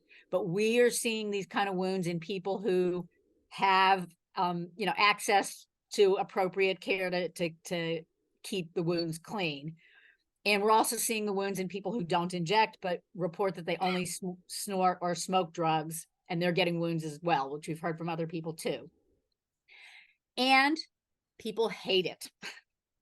Every now and then I talk to somebody who says that they have trouble sleeping and xylazine is good for that. But right and left all over the place, people are telling me they don't want it. And lots of people are trying to transition to buprenorphine because they dislike it so much. And they're reporting that that's very difficult for them, that they have tremendous symptoms of anxiety. And we've had fentanyl primarily in the drug supply here, in the opioid supply for 8 years. So people are very familiar with withdrawal from fentanyl, and they report that this is very different, that the level of anxiety is very extreme. We've heard media reports that people like xylazine because it's longer lasting than fentanyl, and some people have said that here, but that's not what we're hearing from people. People say they hate it, that they get sick from withdrawal sooner, that it doesn't hold them longer. It's not longer lasting in their experience. And basically people are saying there's no redeeming value. I don't like anything about this. And we have people that are getting test strips to give to their dealers, and they're telling their dealers, I don't want this, or I'm not paying you what you asked for it. I'm going to pay you half if it's xylazine, which is great to hear that there's some consumer strength, and people are reporting some positive results from this, that their dealers are now giving them a supply which they think does not have xylazine. We'll see what the testing shows. But people are really frustrated. They're trying to find different sources. They're looking at, can I use pills instead of powder, hoping to find a xylazine-free supply. And of course, as we've heard before, once people become dependent on xylazine, they may seek it out intentionally to avoid the withdrawal. But I haven't talked to anyone who would not prefer a safe, known heroin supply to what they're getting now with xylazine. Alice, thank you for, I think you covered 4 important areas there, right? In the overdose management, wound care, initiation of buprenorphine, and there was a 4th that I didn't count right. But thank you. Well, affected kind of seeking there. I want to turn, we'll come back to each of you as well too, but Dr. Nelson, we welcome your perspective on what's happening in healthcare, particularly emergency medicine. So let's look at this from a different lens and turn to you, Dr. Nelson. Sure, and thank you for having me here. I think that clinicians, in a way, have it pretty easy because we just respond to what we're seeing. It's sometimes nice to understand the underlying mechanisms of what we're doing, but we are, and many speakers today have commented upon this, but we're really looking at this through a lens of limited information, and often conflicting data, conflicting evidence, and we've heard it, depending on the speaker and their perspective. You hear different things. You talk to somebody, person on the street versus a clinician versus a harm reductionist versus a researcher, and you get very different perspectives on exactly what's going on. Some at the molecular level, and some, at the epi level, and some at the clinical level. We tend to think about drugs, medications, and things like that in a clinical sense as based on the pharmacology and the known clinical effects. And I think each of these, if you take them as individual agents, we really do more or less understand them. But what we're seeing, of course, is a lot of sort of secular trends, a lot of moving parts that are overlapping and causing us to be a little bit confused. And I think we're taking what we believe and what we think we understand and applying it to a situation that's novel, and we may not actually be correct. I'm not sure there's harm that comes out of that, but we've heard a lot of the panels. I mean, I'll just as the example that Alice just gave about naloxone's use. We expect when somebody gets an naloxone to sit up and start talking to us, but they don't. And there's a lot of reasons they don't. And the one reason that isn't the right reason is that naloxone doesn't work to reverse opioids. That is a fact that is true, and it will always work, except when it doesn't. And when it doesn't, there's a reason, right? Either they've been hypoxic, they haven't breathed for long enough that their brain isn't oxygenated, or there's too much carbon dioxide in the brain, or they have a secondary agent on board, and we've heard about benzodiazepines, and we can think about xylazine as leading to that. But the end point of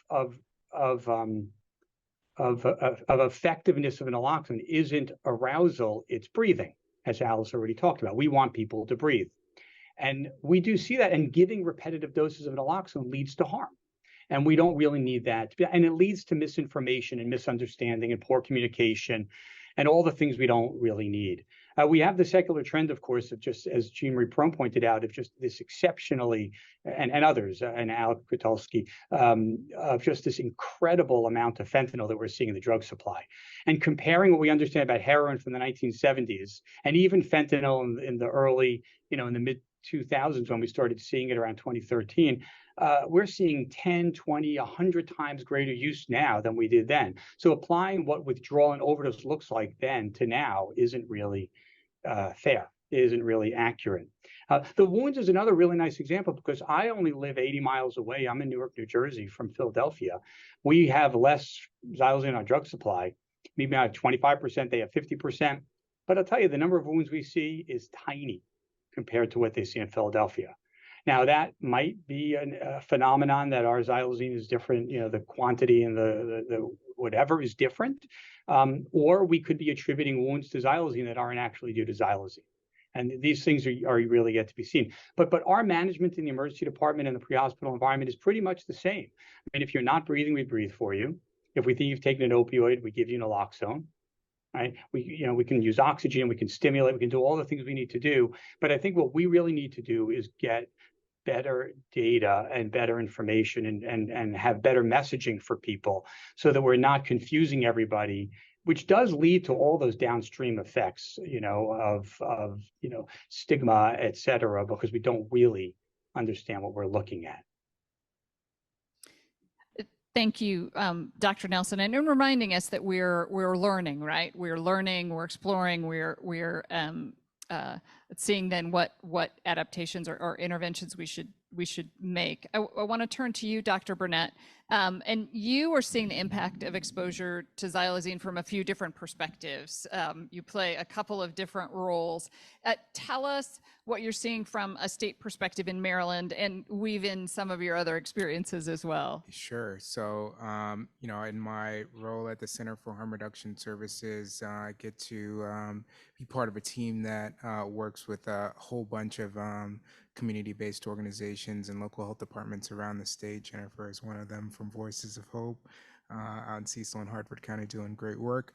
And, you know, what we have been able to put together, and my colleague, or former colleague, Aaron Russell talked about this morning, is a epidemiological drug surveillance program at the state level, which allows us to be able to understand in essentially real time what's happening in the illicit drug supply. Individuals in communities are able to submit samples to you know, the National Institute of Standards and Technology, and then we're able to report back out both to those community members and aggregate the data at a state level to be able to understand, you know, how the drug supply is evolving. Because as it's been said here in this talk, you know, xylazine is just kind of one of a number of novel psychoactive substances that are in the drug supply, and, you know, we'll continue to see that evolve over time. With that information at the state, we've been able to put together a xylazine working group to be able to disseminate public health information to kind of address some of the knowledge and information and misinformation that may be out about xylazine, to be able to inform individuals who use drugs, the general public, and providers around strategies to manage xylazine, to be able to look at and think about the incidence and the relationship, if there is a strong correlation between wounds and you know, withdrawal from xylazine.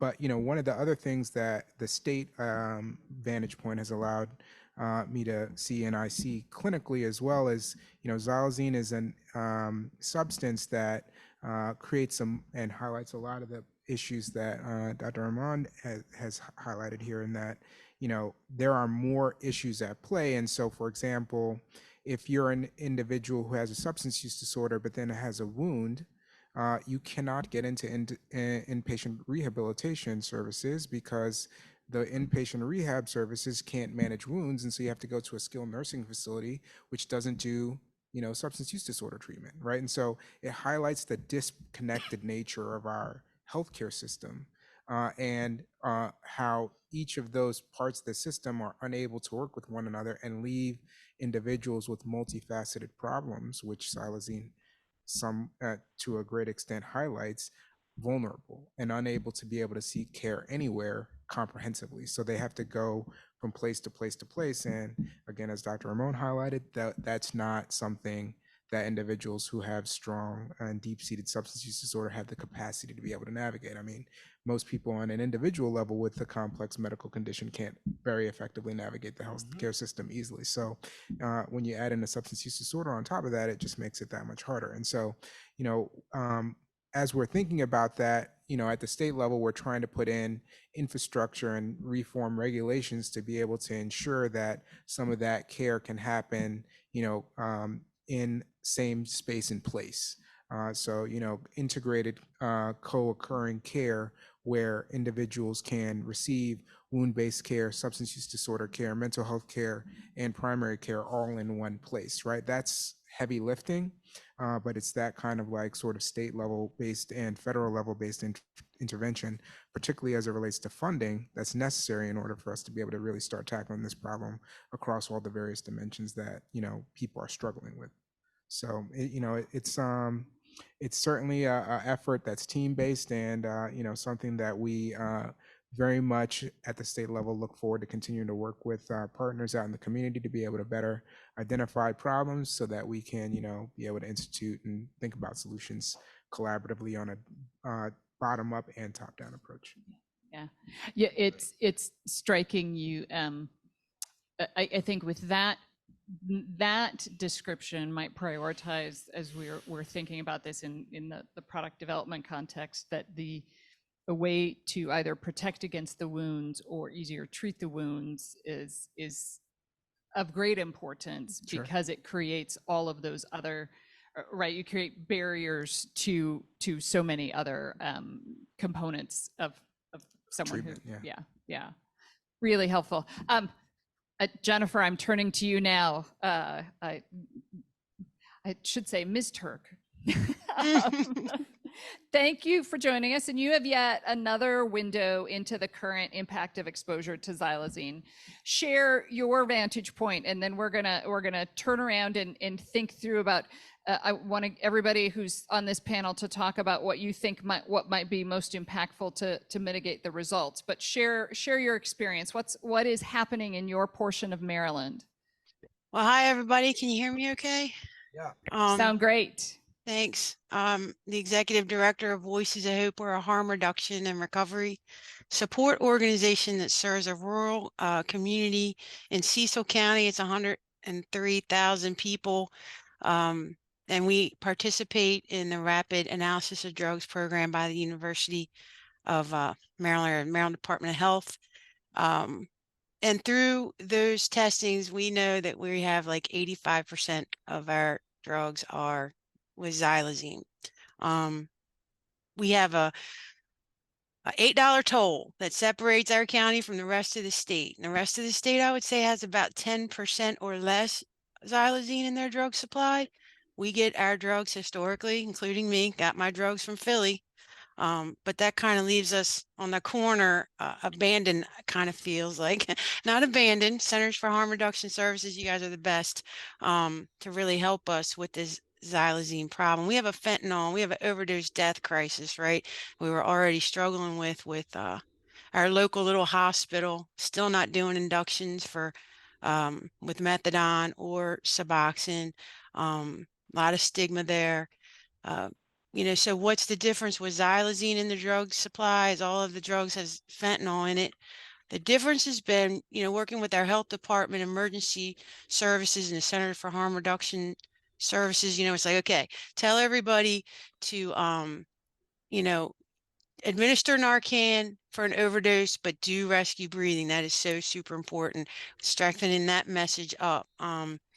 Also, you know, we've gotten a lot of reports from our MAT providers that people are not staying engaged with treatment. They're having a hard time.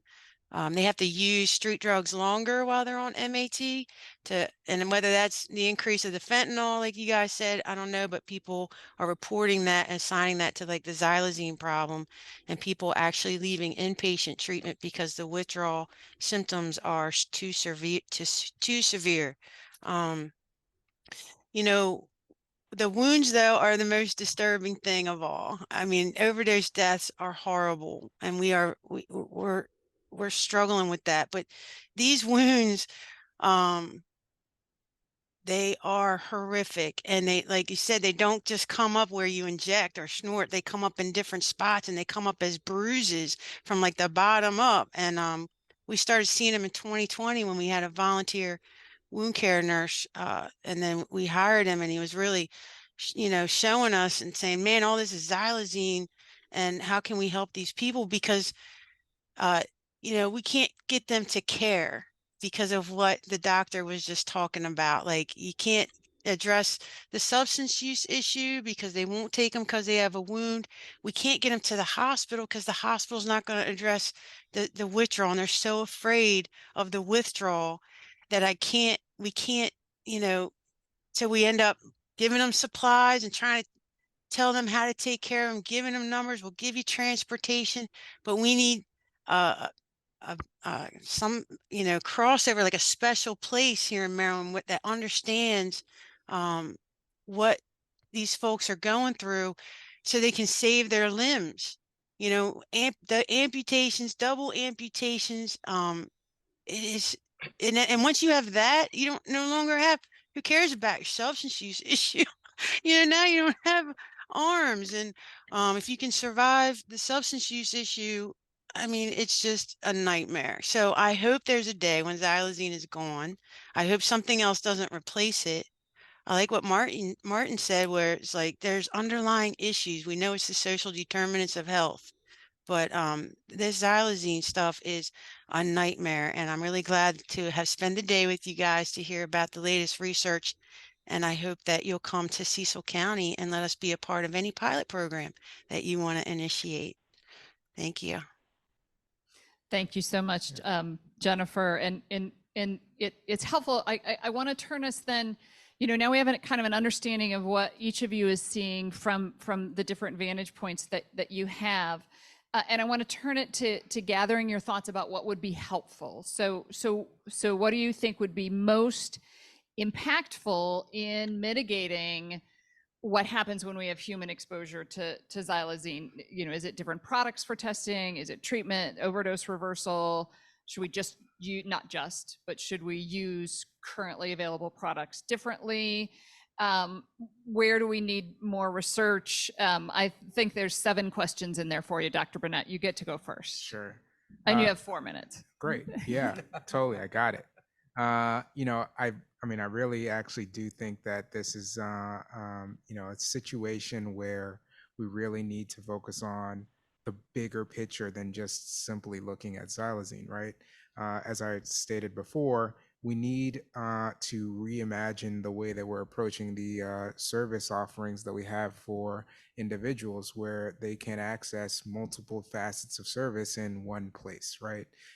Xylazine is pure, and substance use more generally, as I described to most patients, is a symptom of social problems, right? And you are not effectively managing, you can't just manage the substance use disorder, you can't just manage the wounds, you got to manage all of it, right? And if we can create spaces and places where you can be able to provide that care, whether it's just simplified housing support initially, followed by, you know, all the rest of the support from a substance use, wound care, mental health care, and primary care standpoint, and we can get paid for that sort of work, then we can really start to tackle the problem more substantively. And it's not, you know, where we're playing whack-a-mole, right? We're going to deal with xylazine here, whether we, you know, schedule it, which I hope we don't, because it will create more problems than good, or, you know, we do something, you know, from a law enforcement perspective, and we just move the ball to the next novel psychoactive substance, and we're here again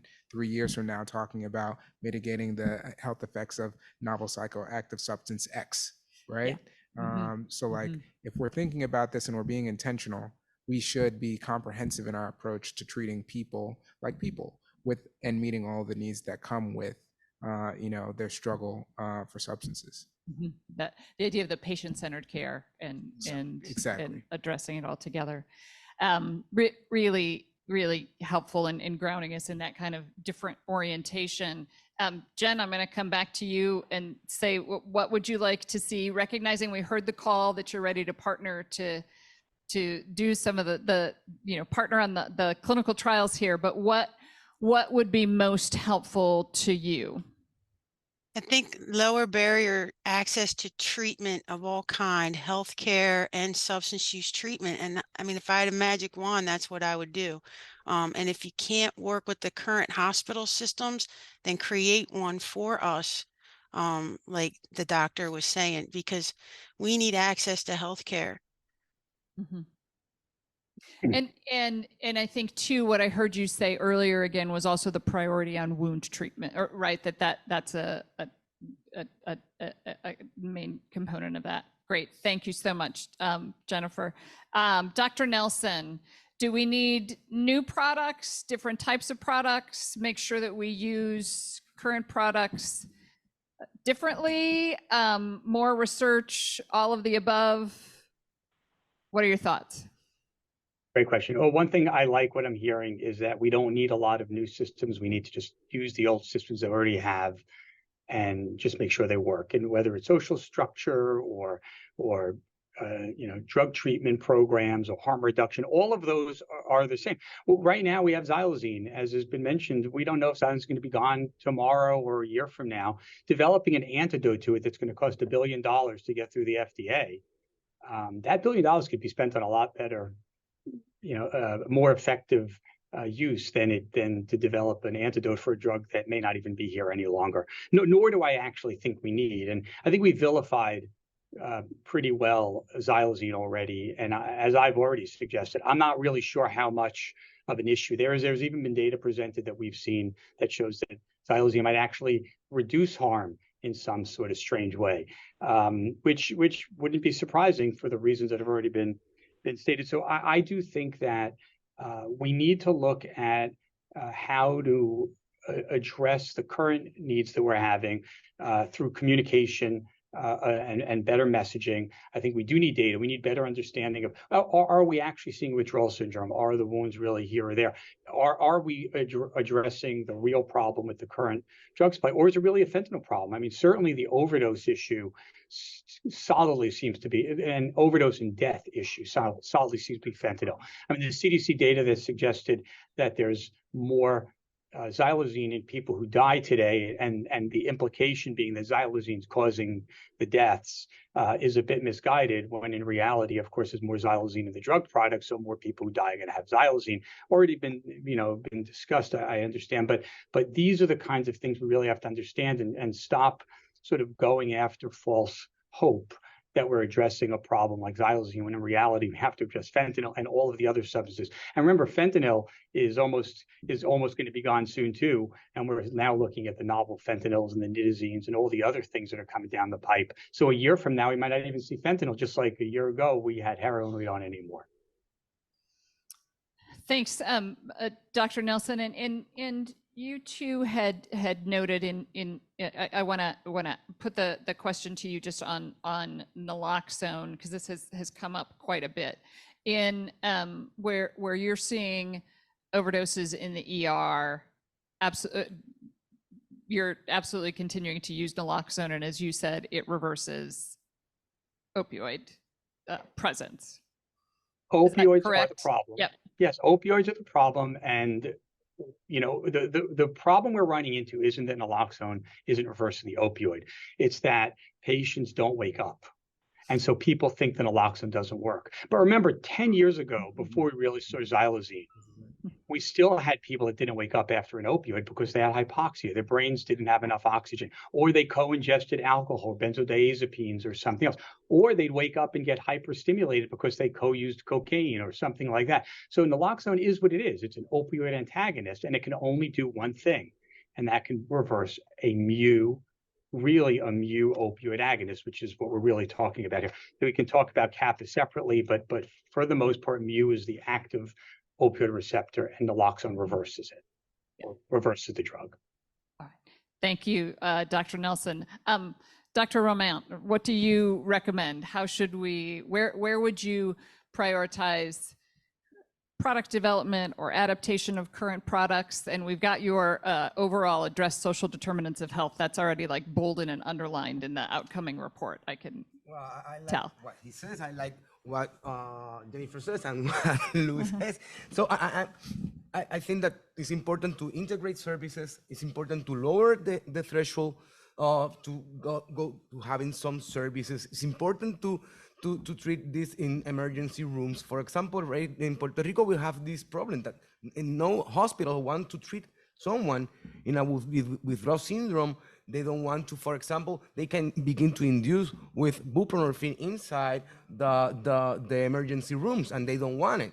Okay, there's a problem. I know that it's very, it's only a few hospitals right here in the mainland that are doing right now the same thing, the induction inside the emergency room, but we don't have any emergency room doing that. So yeah, we need a comprehensive way to treat this, and with a harm reduction base. It's very funny because I've begun working in this like 25 years ago, and being in a federal space talking about harm reduction, that's very funny. And right now, harm reduction is the public policy. Wow, my man. Okay, so for me, it's important. I don't know if some antidote, some medicine, I don't know if a new product, I don't know.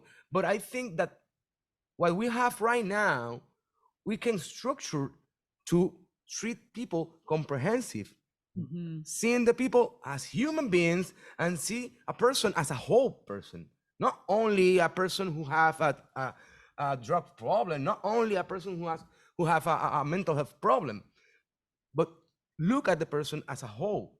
And look at the person, for example, when we in the morning, one of the speakers talked about that when people go to have wound care, they go when the wound is very deteriorated.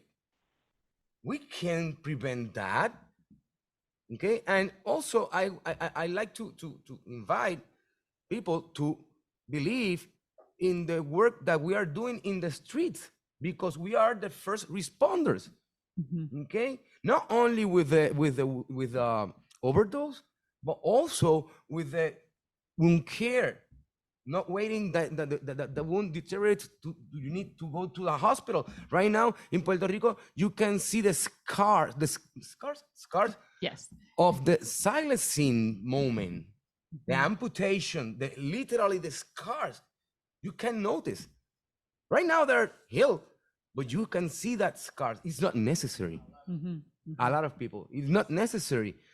If we give the service in the street, in the community, as a comprehensive and looking at the person as a whole person, we can prevent a lot of damage on the health of the people, on the health of the community that the people lives. So that is important. And I insist, lower the threshold. Lower the threshold. It's very high. The threshold for any kind of service is very high. We have to lower the threshold, and also our experience, because I don't have research base. Methadone was a good medication in that moment. I don't know. I am waiting for NAB to finish his his research. Because I'm a fan of NAB and his work. So I want them to try methadone with xylazine. So maybe we can prove our experience with that research. But our experience was close the people, put the people in methadone, lower the threshold. I remember 25 years ago, to put someone in methadone took me 2 weeks and maybe and sometimes 1 month. Right now we have methadone treatment on demand. So you go to the clinic, to the methadone clinic, the same day you will have your dose of methadone. Maybe doesn't work on the xylazine, but you are treating the other opioids, and maybe it's not abstinence based. Maybe the person decrease the times that injecting the drug. For example, we have a chronicity problem, very high chronicity problem. Our mean of times using the drug is 7. That's a very huge kind of amount of drug that you are using. Yeah. And that sums to the deteriorating of the health of the people. So yeah, lowering the threshold. Really helpful, and reminding us again of just the ability to reach people in that comprehensive approach. Alice, I'm turning to you. I know you were counting and you're like, check, check, check, check, check. It's back to Alice. I'm going to give you the last word here. What would you most like to see happen to support our response efforts? I would say the question, what do we need?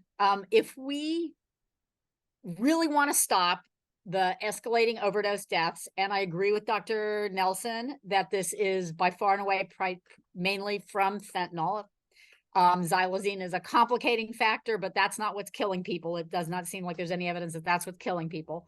But if we're serious about reducing overdose deaths, and if we are serious about stopping these kind of wounds, if we really care about people's lives, we need a safe, legal drug supply that's not contaminated and people have a known dose.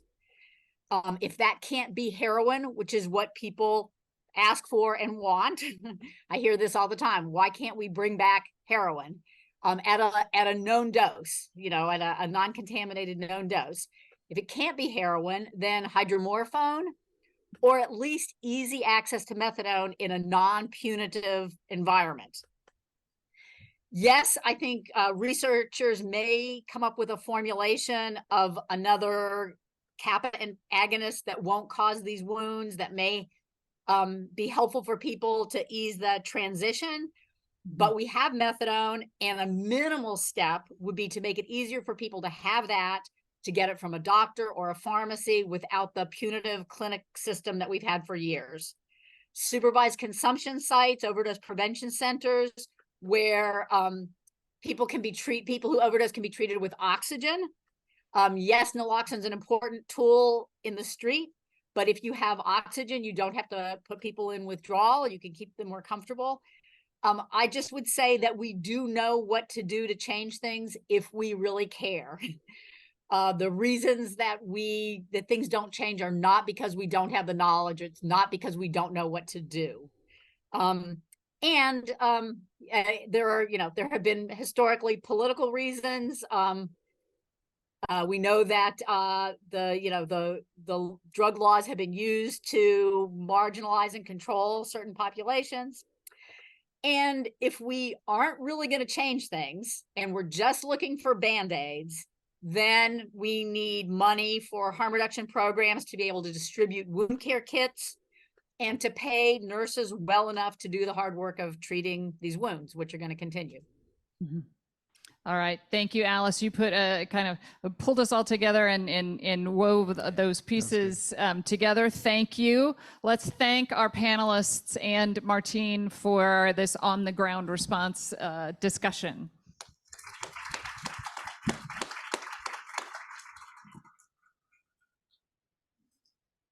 Which then takes us to, so Dr. Nelson, Jennifer, and Alice, thank you so much for joining us. We now have our final session, which we have a number of virtual participants who are ready to join us. And what we challenged our final session participants to do was to come to speak to what their organizations were thinking about in the future directions and what it is that we could do, and then reflect on what they heard in the meeting today and how that might change what they were planning to do. So they're going to help us reflect on the entire meeting and speak to the directions that they're going to proceed.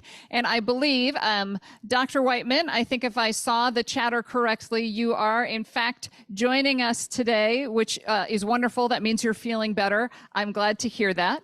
I'm sorry you're not here in the room with us, but I think you are virtually joining us. Would you kick off our session? Yeah, thanks for the opportunity. Fabulous. And we should have your slides. Great. If you want to go ahead and just advance. Perfect. You can go right to the next one. The study data that I'm going to present today was funded by the Rhode Island Cobrae on Opioid and Overdose. Next slide, please. I'd like to start by giving you a snapshot of some real-world data as a jumping off point to talk about future directions in xylazine research. So here you can see data from 76 participants that enrolled in an ED study at time of an ED visit for unintentional drug overdose. And of the 76 participants, 88% had xylazine positivity in urine, and out of those, or fentanyl positivity in urine, and out of those individuals that had fentanyl positivity, 37% of our participants also were positive for xylazine. A total of 11 individuals tested positive for xylazine in blood. Every sample that we had, either blood or urine where xylazine was found, fentanyl was additionally found. And I think this really speaks to what we're seeing in my community, and I think across the country, that xylazine and fentanyl are really joined at the hip. And disentangling these clinically is very challenging, if not impossible. And I'll take one step further just to say that all of these drug overdose tox testing samples would be counted as polysubstance. So we found additional substances, active cut, things like fentanyl analogs, other substances in all of the samples. And our median time from collection to blood and urine was between about 4.5 to 5 hours. So overall kind of summary, what I wanted to really present this for today was to make it very clear that in my community, in my clinical practice, when I'm taking care of patients, we have a number of patients that are exposed to xylazine and fentanyl in combination, whether that's at time of overdose or with MOUD initiation, which I do in not only in the emergency department, but also our on-demand audio-only buprenorphine hotline and via outreach medicine. The ONDCP recently expressed the need for well-controlled clinical trials, and I really couldn't agree more. And that I'd like to emphasize from a practical clinical perspective, the details that need to be part of any study examining substance use. You can go on to the next slide, please. Context of use. I don't see the following factors. I often see the following factors omitted in enrollment and analysis plans of clinical trials looking at substance use and overdose research. So to start off, route of use. So of those 11 participants that had xylazine detected in their blood in the study sample I showed you at the beginning, 6 of them reported snorting xylazine, fentanyl combinations. Actually, nobody in this.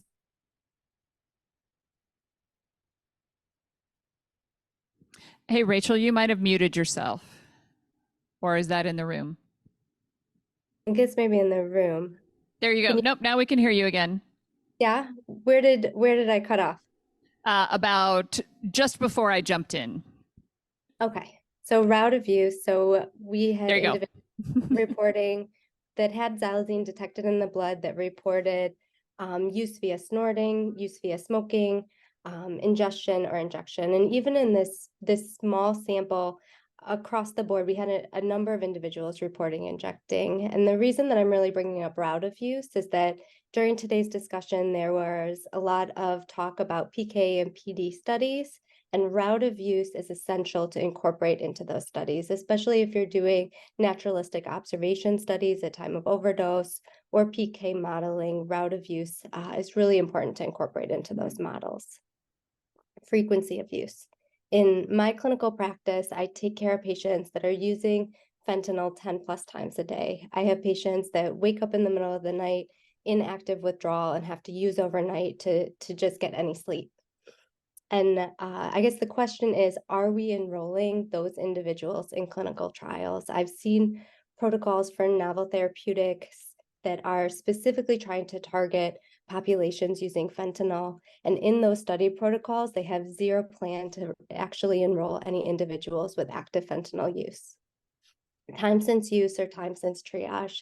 This contextual time data is really important when interpreting any sort of toxicology testing, because it's going to help you figure out, is what you're seeing acute or chronic exposure?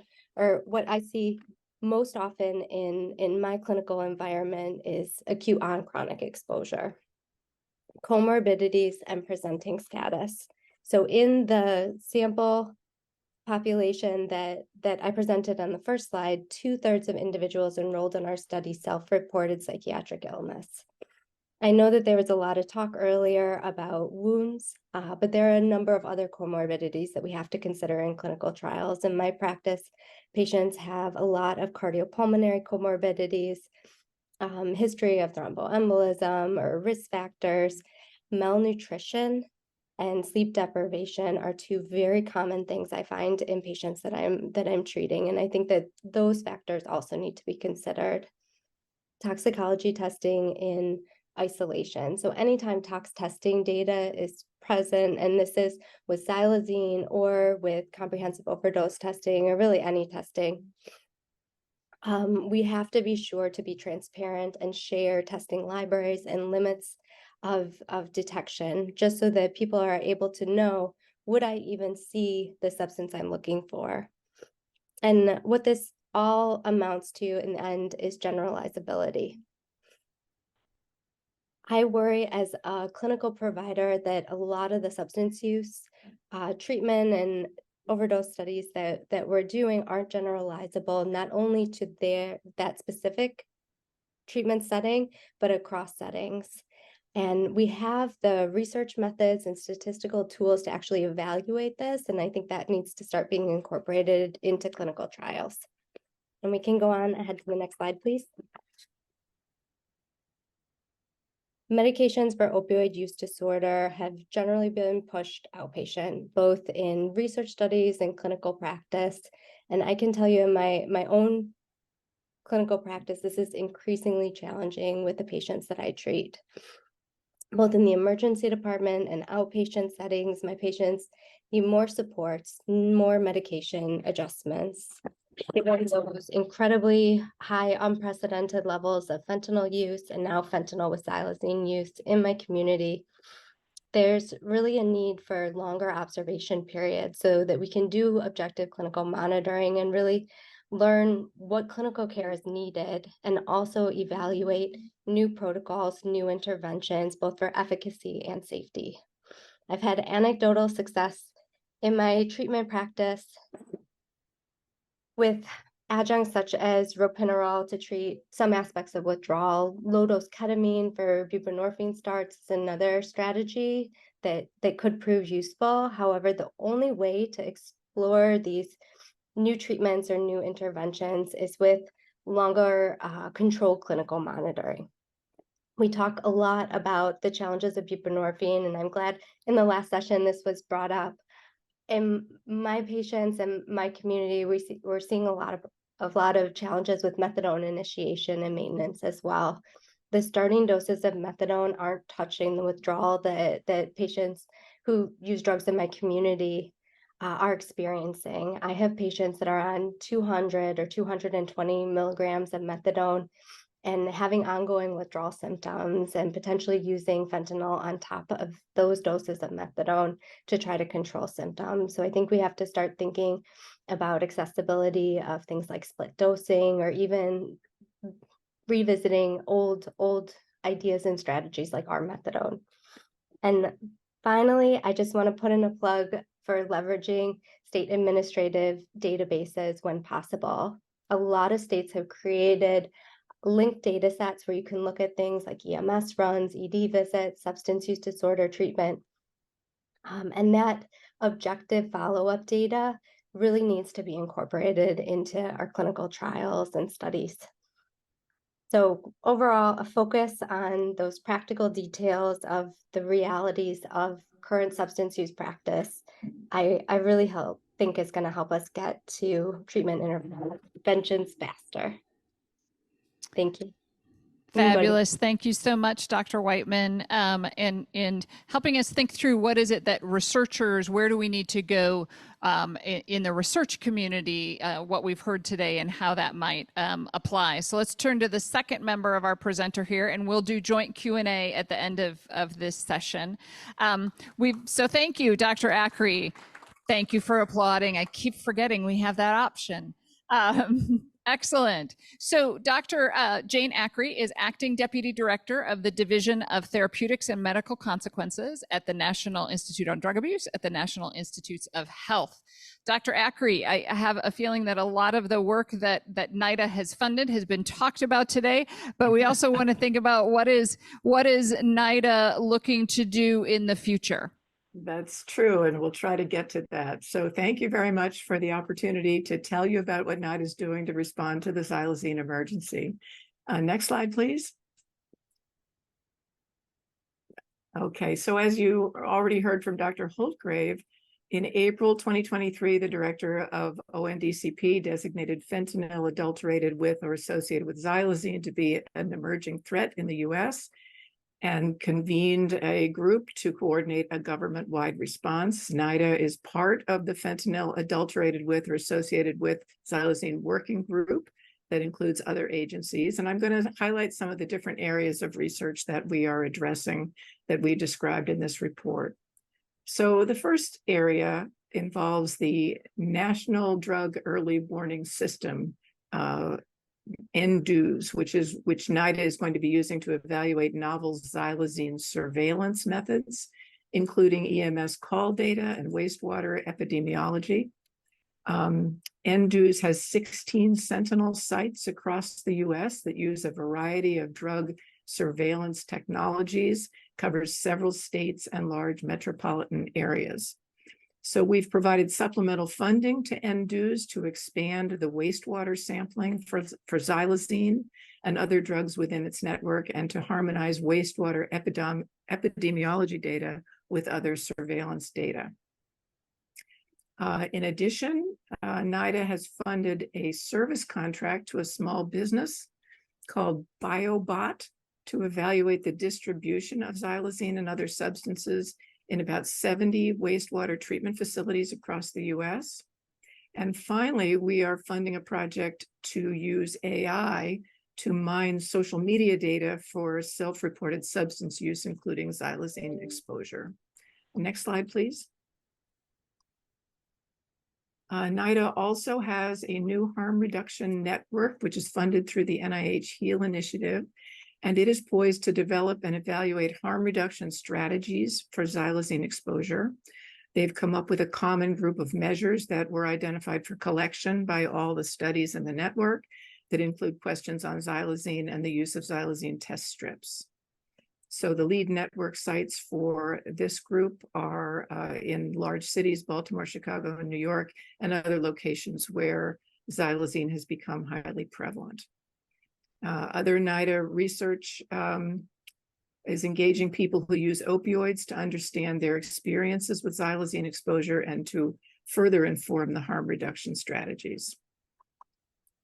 So in terms of other types of research, NIDA has expanded research on the pharmacology and physiological effects of xylazine that could help inform novel harm reduction treatment interventions.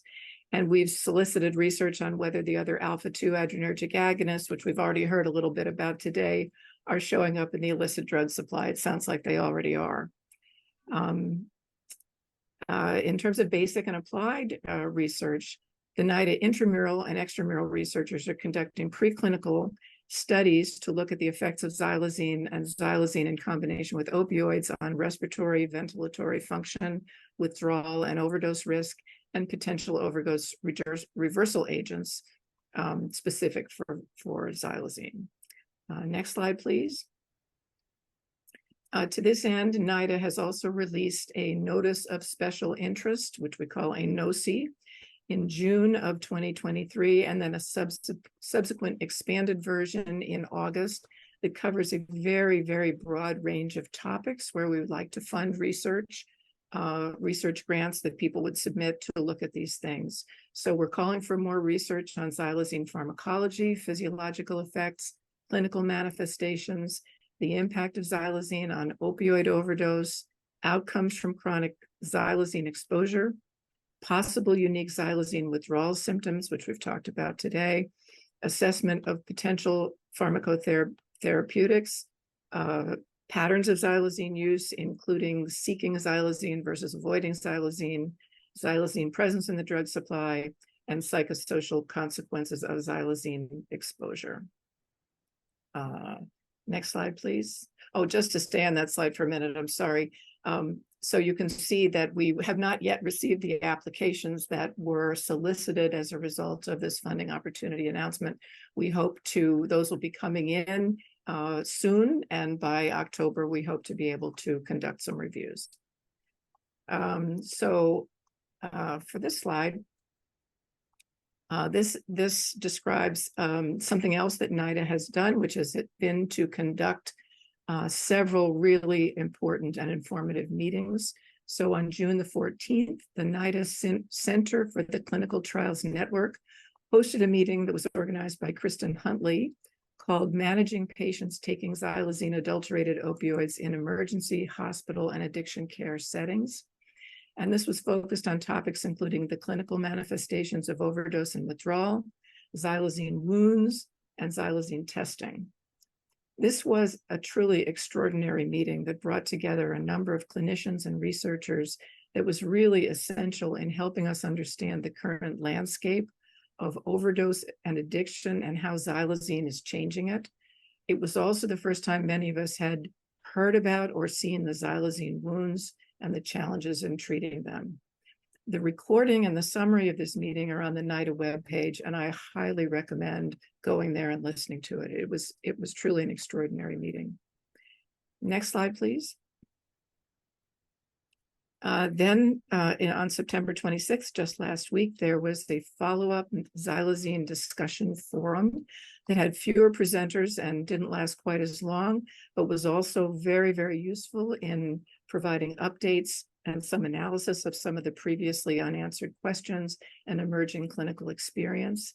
This was also an excellent meeting that I highly recommend. It is not yet on the NIDA webpage, but should be very soon. Next slide, please. In terms of other research, NIDA has also issued a supplement to a cooperative agreement for the purpose of conducting a naturalistic study of the PK of xylazine, given that you can't do a traditional PK study with xylazine because you can't give it to humans. Although I heard earlier that there may be some possible way of doing that, our understanding is that it can't be done at this particular time. But the parent grant that we have supplemented, I think you've also heard about earlier today, is called a multi-state analysis of fentanyl analogs, naloxone, and clinical features of non-fatal opioid overdose. This grant is in progress, and what they are doing is obtaining demographic and clinical data as well as blood samples from University of Massachusetts Medical Center Emergency Department opioid overdose patients. And the blood samples are assessed for opioids and other substances. And of course, xylazine has been detected in the blood of a number of these participants, about 38%. I think Dr. Kratulski talked about this study a little bit earlier in a different context. So the supplement that we are funding provides a naturalistic and practical opportunity to study xylazine pharmacokinetics among these recently exposed human participants. So the investigators will recruit 12 of these ED patients who present after opioid overdose via the injection route, whose initial blood samples obtained on arrival at the ED indicated a possible xylazine exposure. So these participants will then provide additional blood samples hourly for up to 6 hours, and a quantitative analysis of these samples will be done to try to produce xylazine pharmacokinetic profiles in these participants to try to tell us something about how long the xylazine lasts, how quickly it is cleared, and what the metabolites are. It's not the ideal way to conduct such a study, but it is what we're able to do at this point. So it should yield some interesting information. And my last slide, next slide, please, describes a medication development project that we are working on within the Division of Therapeutics and Medical Consequences of Drug Abuse. We're working with a small company called Clear Scientific that's developing a really novel molecule, a sequestrant molecule. The structure of this molecule is in the group that are called cucurbiturils. And this is a structure that can actually encapsulate and form a conjugate molecule, as you see in the schematic. I don't know if my pointer works here, where it actually grabs a small molecule in the bloodstream, encapsulates it, forms a conjugate molecule, which is then cleared from the body via the kidneys or the GI tract. So there's a similar mechanism of action for a marketed drug called Sugamidex, which is used to also reverse a drug-induced neuromuscular blockade by the same kind of sequestrant mechanism. So it's not a completely new idea, but very, very interesting application. So these researchers have shown that IV administration of CS1103, this molecule, can increase xylazine clearance by 6-fold in a 2-hour period in rats, and that it can accelerate emergence from sedation by 3-fold, going from 46 minutes to 16 minutes, again, in rats. It also works when fentanyl is present, reversing both respiratory depression and sedation, because fentanyl is one of the other molecules that it is able to sequester. So this is a new compound. It has not been in man yet. All of these studies have been conducted in animals, but the compound is moving forward into first-in-man clinical trials, hopefully in 2024. And this, I think, has the potential to be a game changer when and if it becomes clinically available to provide another kind of treatment option. But of course, exactly how it would be used in the clinical setting would have to be carefully considered given the possibility of eliciting withdrawal. So that was my last slide. I'll take any questions you might have.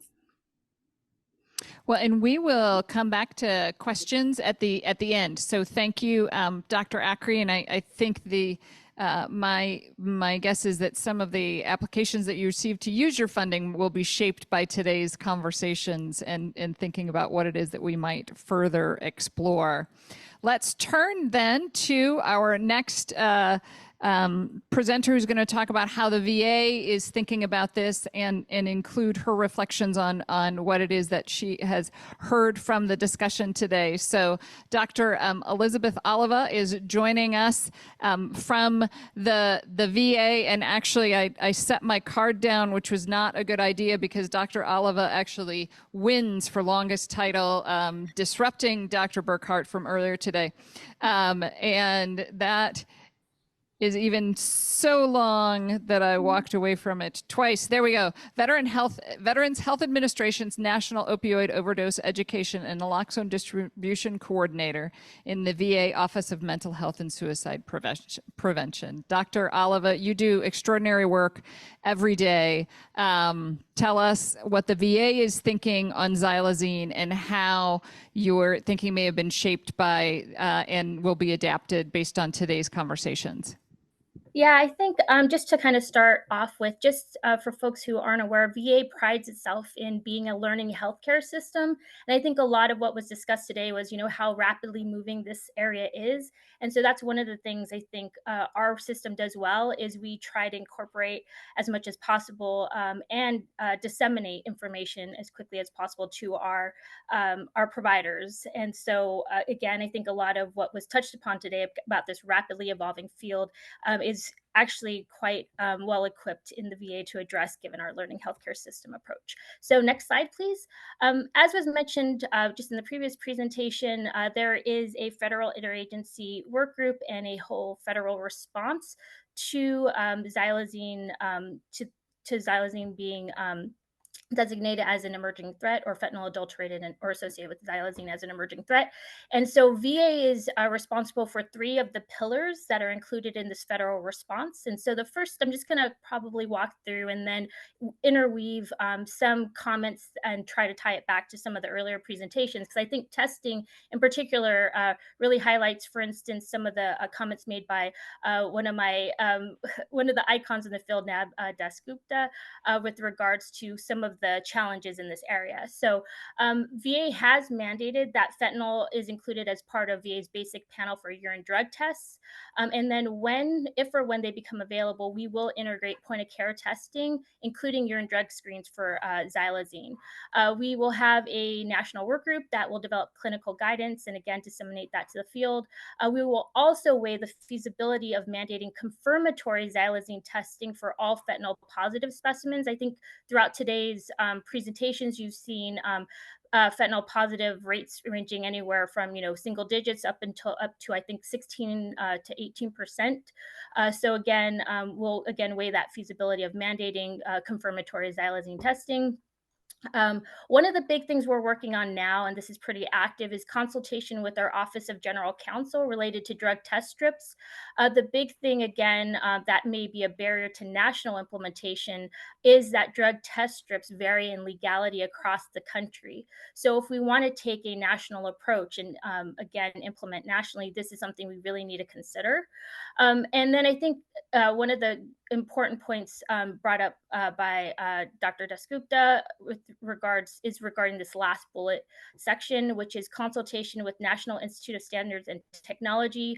We will be requesting a consultation because one of the other major barriers is what was already mentioned, is that these drug test strips, unlike drug testing for human specimens, which have federal agencies involved in evaluating and overseeing performance, do not have a corollary federal agency or just an entity that evaluates or oversees their performance to ensure minimal standards. I think Nab said, quote unquote, shady, there are shady people in this area, right? So we need to make sure that if we are trying to push this out, that we are having products that meet some minimal standard of detecting the presence of the drug itself. And I know that was a question that came up as well from an attendee, was, that was posed to FDA, because FDA does not do this type of testing. They test for human specimens, not necessarily drugs themselves. So until we have some entity that can help with vetting, and Nab also mentioned batch to batch variability. So this is something that is not just a one and done evaluation, but something that needs to, again, be part of quality standards. And I know that previous presentations today really talk about, when IVD sorts of point of care tests and things are developed, there's a very rigorous process that FDA has. And again, it would be really nice to see something similar in this space. So next slide, please. So the other pillar that we are working on is evidence-based prevention, harm reduction, and treatment implementation and capacity building. We are going to be tackling this whole approach grounded in the way we've really rolled out naloxone in our rapid naloxone initiative, which used a theory-based approach to mapping barriers to implementation strategies. I have the citations below. I really suggest that people who are in healthcare in particular, we have a quality enhancement research initiative, a roadmap that was developed in 2020 that might be very helpful for people who are interested in really trying to move the needle and get things implemented. And so again, our naloxone initiative was used as an exemplar of how we use a theory-based approach to mapping barriers to implementation strategies, which again, we are applying to what we're doing with xylazine. So one of the big things obviously is you need to develop patient and provider education. So we have already developed a xylazine patient guide and provider guide that have been integrated into our VA academic detailing services substance use disorder harm reduction campaign. You can even just Google academic detailing and the substance use disorder harm reduction, and you should be able to find it if it's very long to put in. But we do have those available for folks that are interested in how we're educating both patients and providers in this space.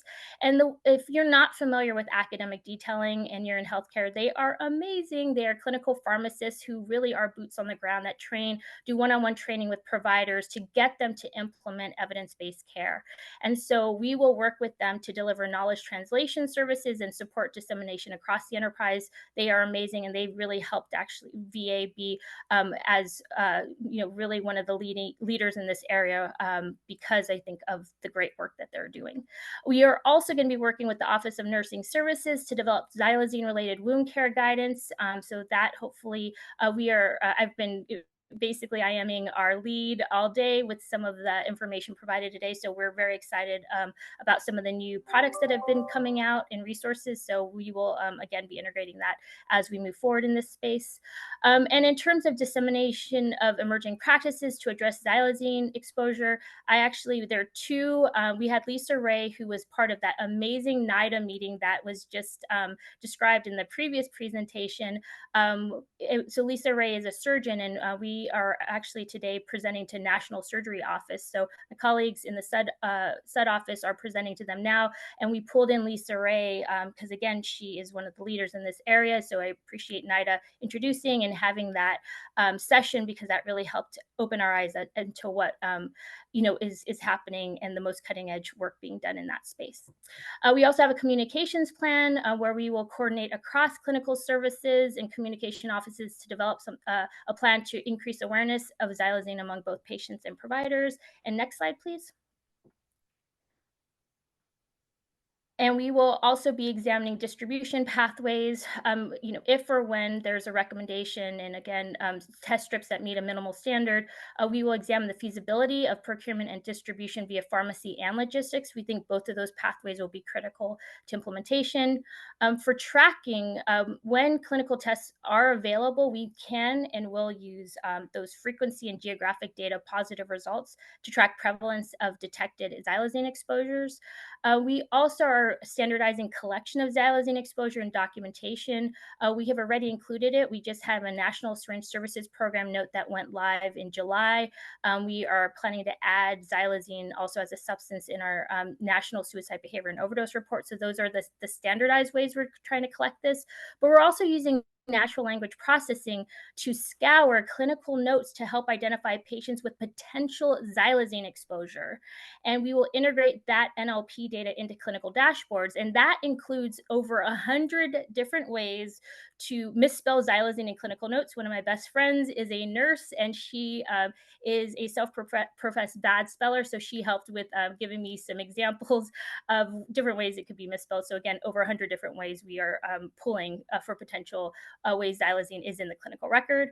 We have also supported improved coding of injection drug use. We supported an ICD-10 code to track injection drug use, which was discussed at last month's ICD-10 CM committee. So that will also hopefully be helpful if that gets passed. Next slide, please. And in closing, this is my final slide, just talking about the basic and applied research pillar that we're contributing to.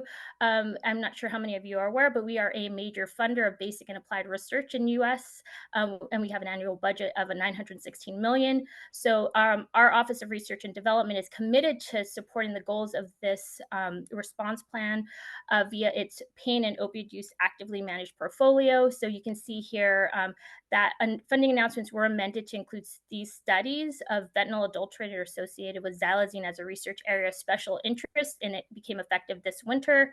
And we, again, have a number of different areas that come straight from the response plan. So really trying to incorporate and address the needs that have been identified. So really appreciate Office of Research and Development support in this space. And I think that's my last slide for now. So I'm happy to take questions when we get to the Q&A. Thanks.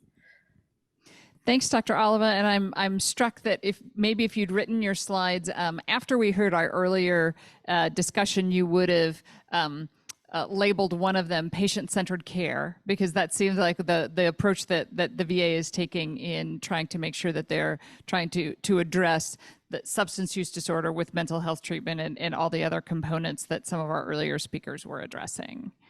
Exactly. Actually, since you gave me that opening, I do have some Dr. Koh's, I think, presentation highlighting the overdose circumstances and Martine's really emphasis on addressing other needs I thought were so important. And really, VA is so well situated to address all of this, those issues, including social determinants of health, homelessness, justice involvement, mental health, substance use disorder. I think also improving post-overdose care, ED interventions, and naloxone. So I think there's a host of things that VA is so well situated from a patient-centered, again, a framework to address. So thanks for giving me that opportunity, because yeah, definitely had some tie-ins with earlier presentations on that front.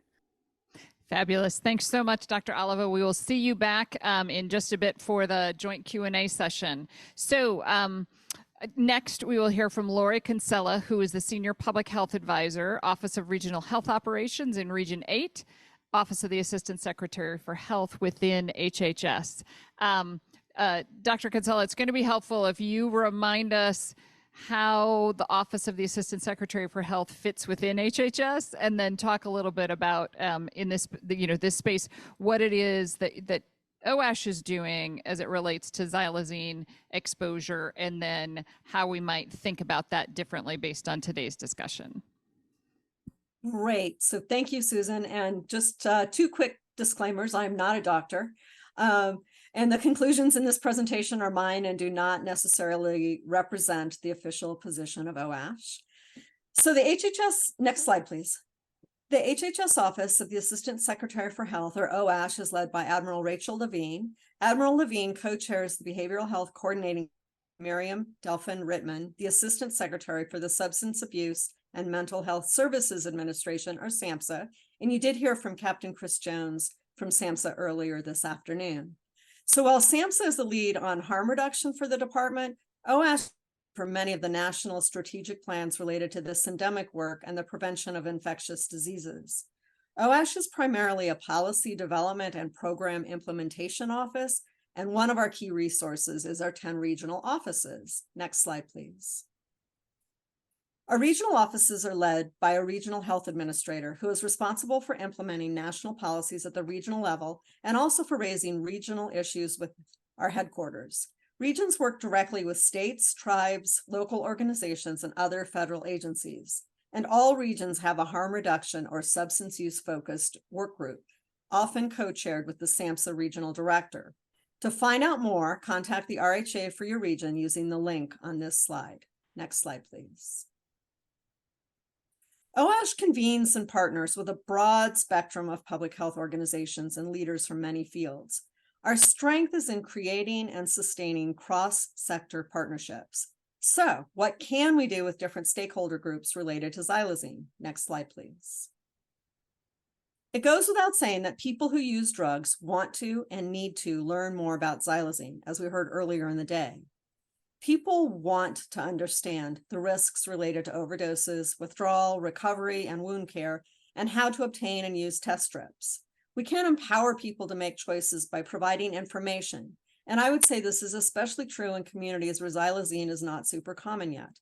We must provide education and share resources.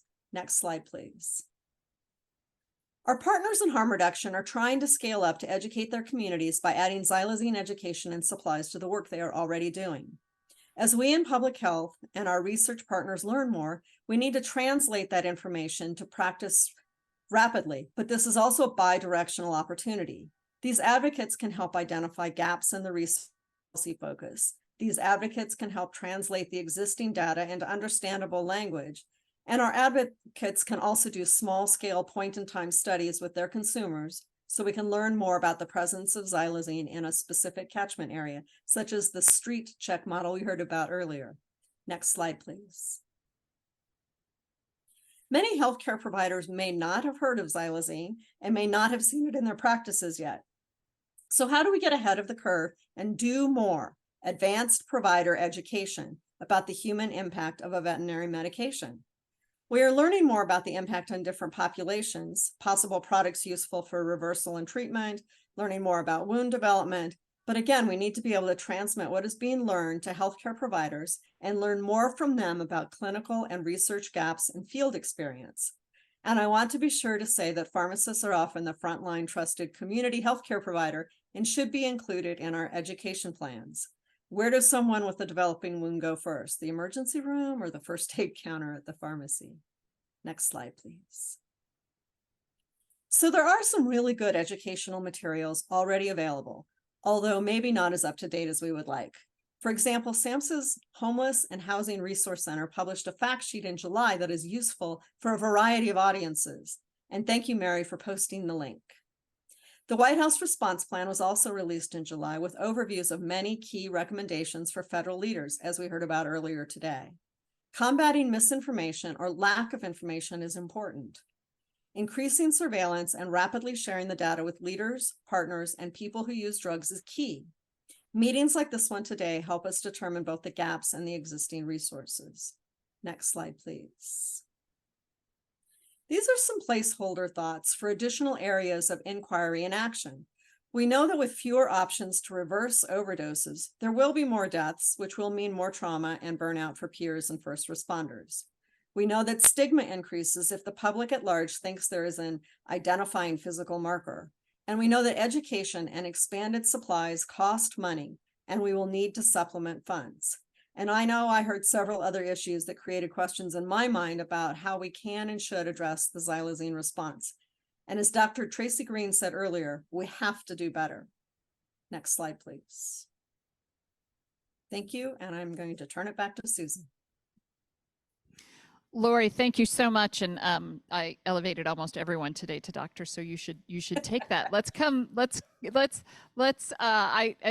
to our Q&A session, and we're going to add another voice to our Q&A session, and that's Dr. Sokolowska, who helped open us up today.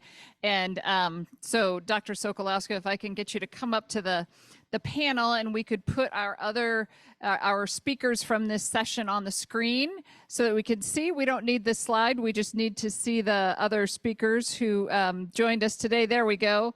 And I don't know, Dr. Whiteman, are you still with us? There we go. And Dr. Oliva. Excellent. Let's get the 5 of you promoted, and I'll come over here so that you and I can be in the same shot. How's that? So I wanted to reflect what I heard and then turn it to the 4 of you to help us. This will be my inartful recap, and I want you to help make us strengthen it and think through it. So I think we heard this morning that xylazine presence in the non-medical drug supply is in the presence and the concentration is changing, that we have data from clinical mortality, drug supply, drug checking, and case studies, which are all helpful in kind of painting the picture, that we're learning more, including kind of live in the session, about what it is that xylazine does, and then there are extraordinary plans to continue to learn more, and that perhaps we need to learn more and share more in order to be able to focus product development. Then also, you know, really helpful to hear a powerful story of lived experience and how this all kind of factors into the challenges facing responding to xylazine and generally in the non-medical drug supply. A call for patient-centered care for wound treatment, which I think, Laura, you just continued to underscore, and I think brought out the potential for stigma, kind of the long, we have this potential enduring challenge of further stigmatizing this community with permanent wounds that would be seen.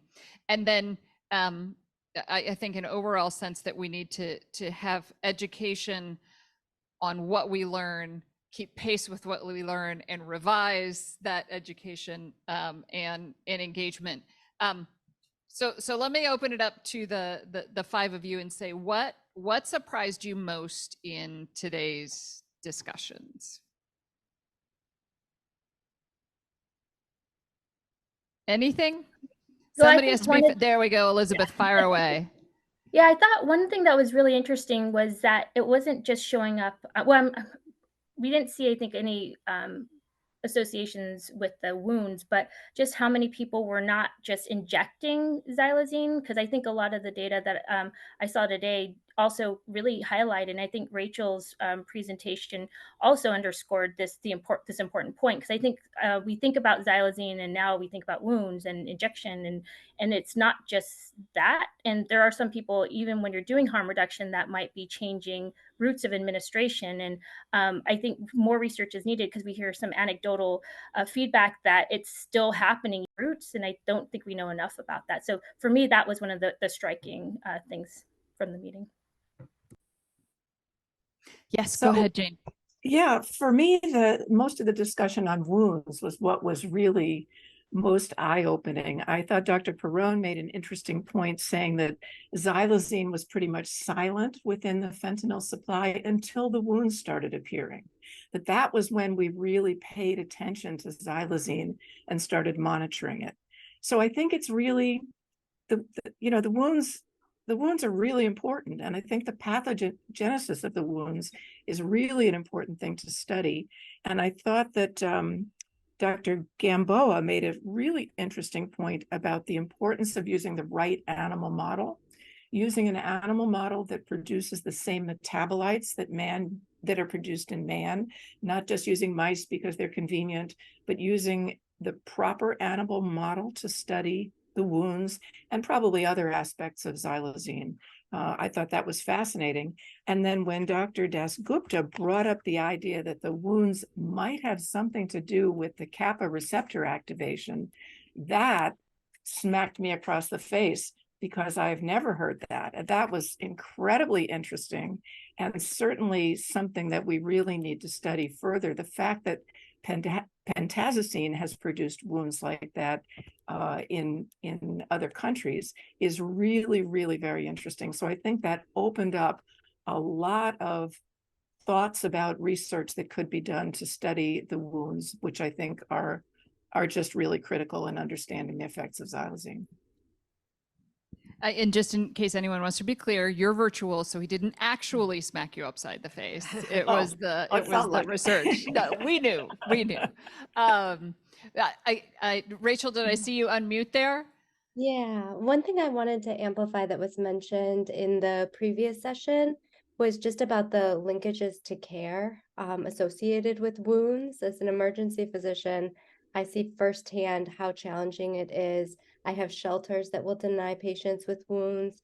I have different sorts of nursing facilities that won't want to take patients who are on MOUD or history of recent drug use with wounds. We have created a couple medical respite beds in Rhode Island, but that program's just building for patients with wounds. And so our options are pretty limited. And I think that we need to think at a system level of how can we build systems that are going to support the type of care that we need to do for the population we want to treat. Yes. Really? Yeah, go ahead. I guess I'm sort of a visual person sometimes, and I was thinking about all the overlapping circles, right? The physical, the behavioral, the social determinants of care, and the person there in the middle, and how all of those pieces overlap. I was really struck several times over the course of the day about all those pieces.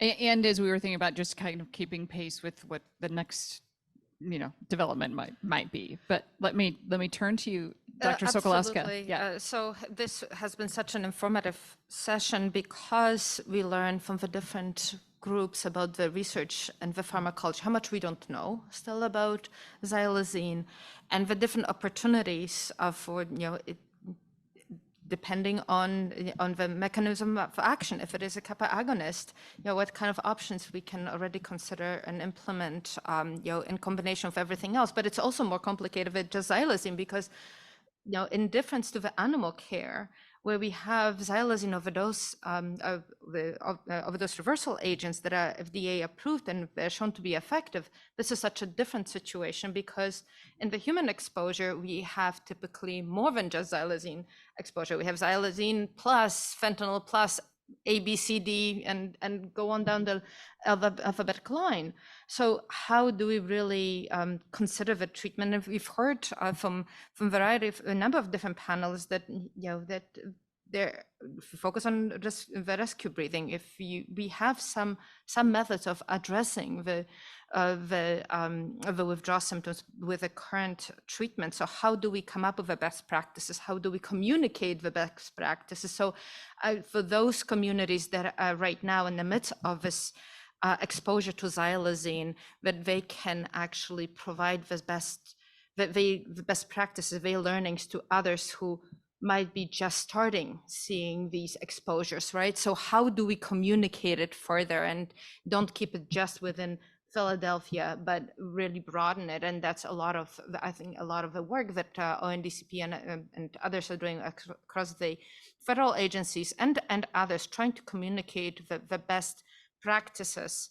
I think that is very important. As FDA, obviously we support development of treatments that are specific to a specific disease, but we also recognize that it takes time to get these drugs developed and tested. And furthermore, xylazine is not even approved for human use. So even conducting clinical trials for xylazine overdose reversal is so challenging because, well, you need to have an IND first in order to administer xylazine to humans.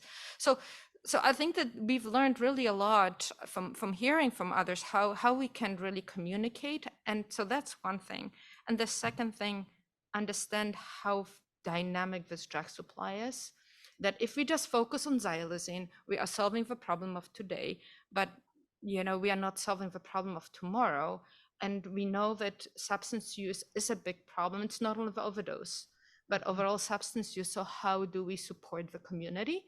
And these are important questions that we have, and I don't have the answers just yet, but I want to say that we made a step today to help support stimulant use disorder treatment development, and we just released draft guidance on stimulant use disorder treatment development. So we are hoping that the community, especially the industry, will hear our call.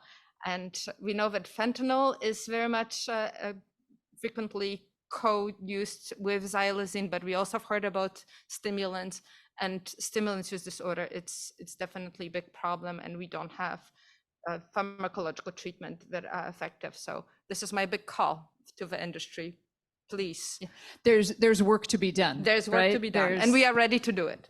Yeah, and ready to explore. I've got a naloxone specific question that Rachel, I'm going to put to you, and then I'll warn all of this is your advance notice to the entire panel. I'm going to close us out with a question to ask you, what one research area would you prioritize, or alternatively, what one product would you most like to see developed? And I'll let you answer both parts of that question if you want to. So I'll come with that back around to each of you. But Rachel, before that, there's been a lot of chatter in the Q&A and the questions about, and we talked about it a bit on the prior panel, but I think it would be helpful to just clarify here the role of naloxone in in reversing opioid overdose when xylazine is present. Could you just speak to best practice there based on what we know today, right? So best practice based on what we know. So one positive thing that came out of the xylazine crisis in Rhode Island is that we actually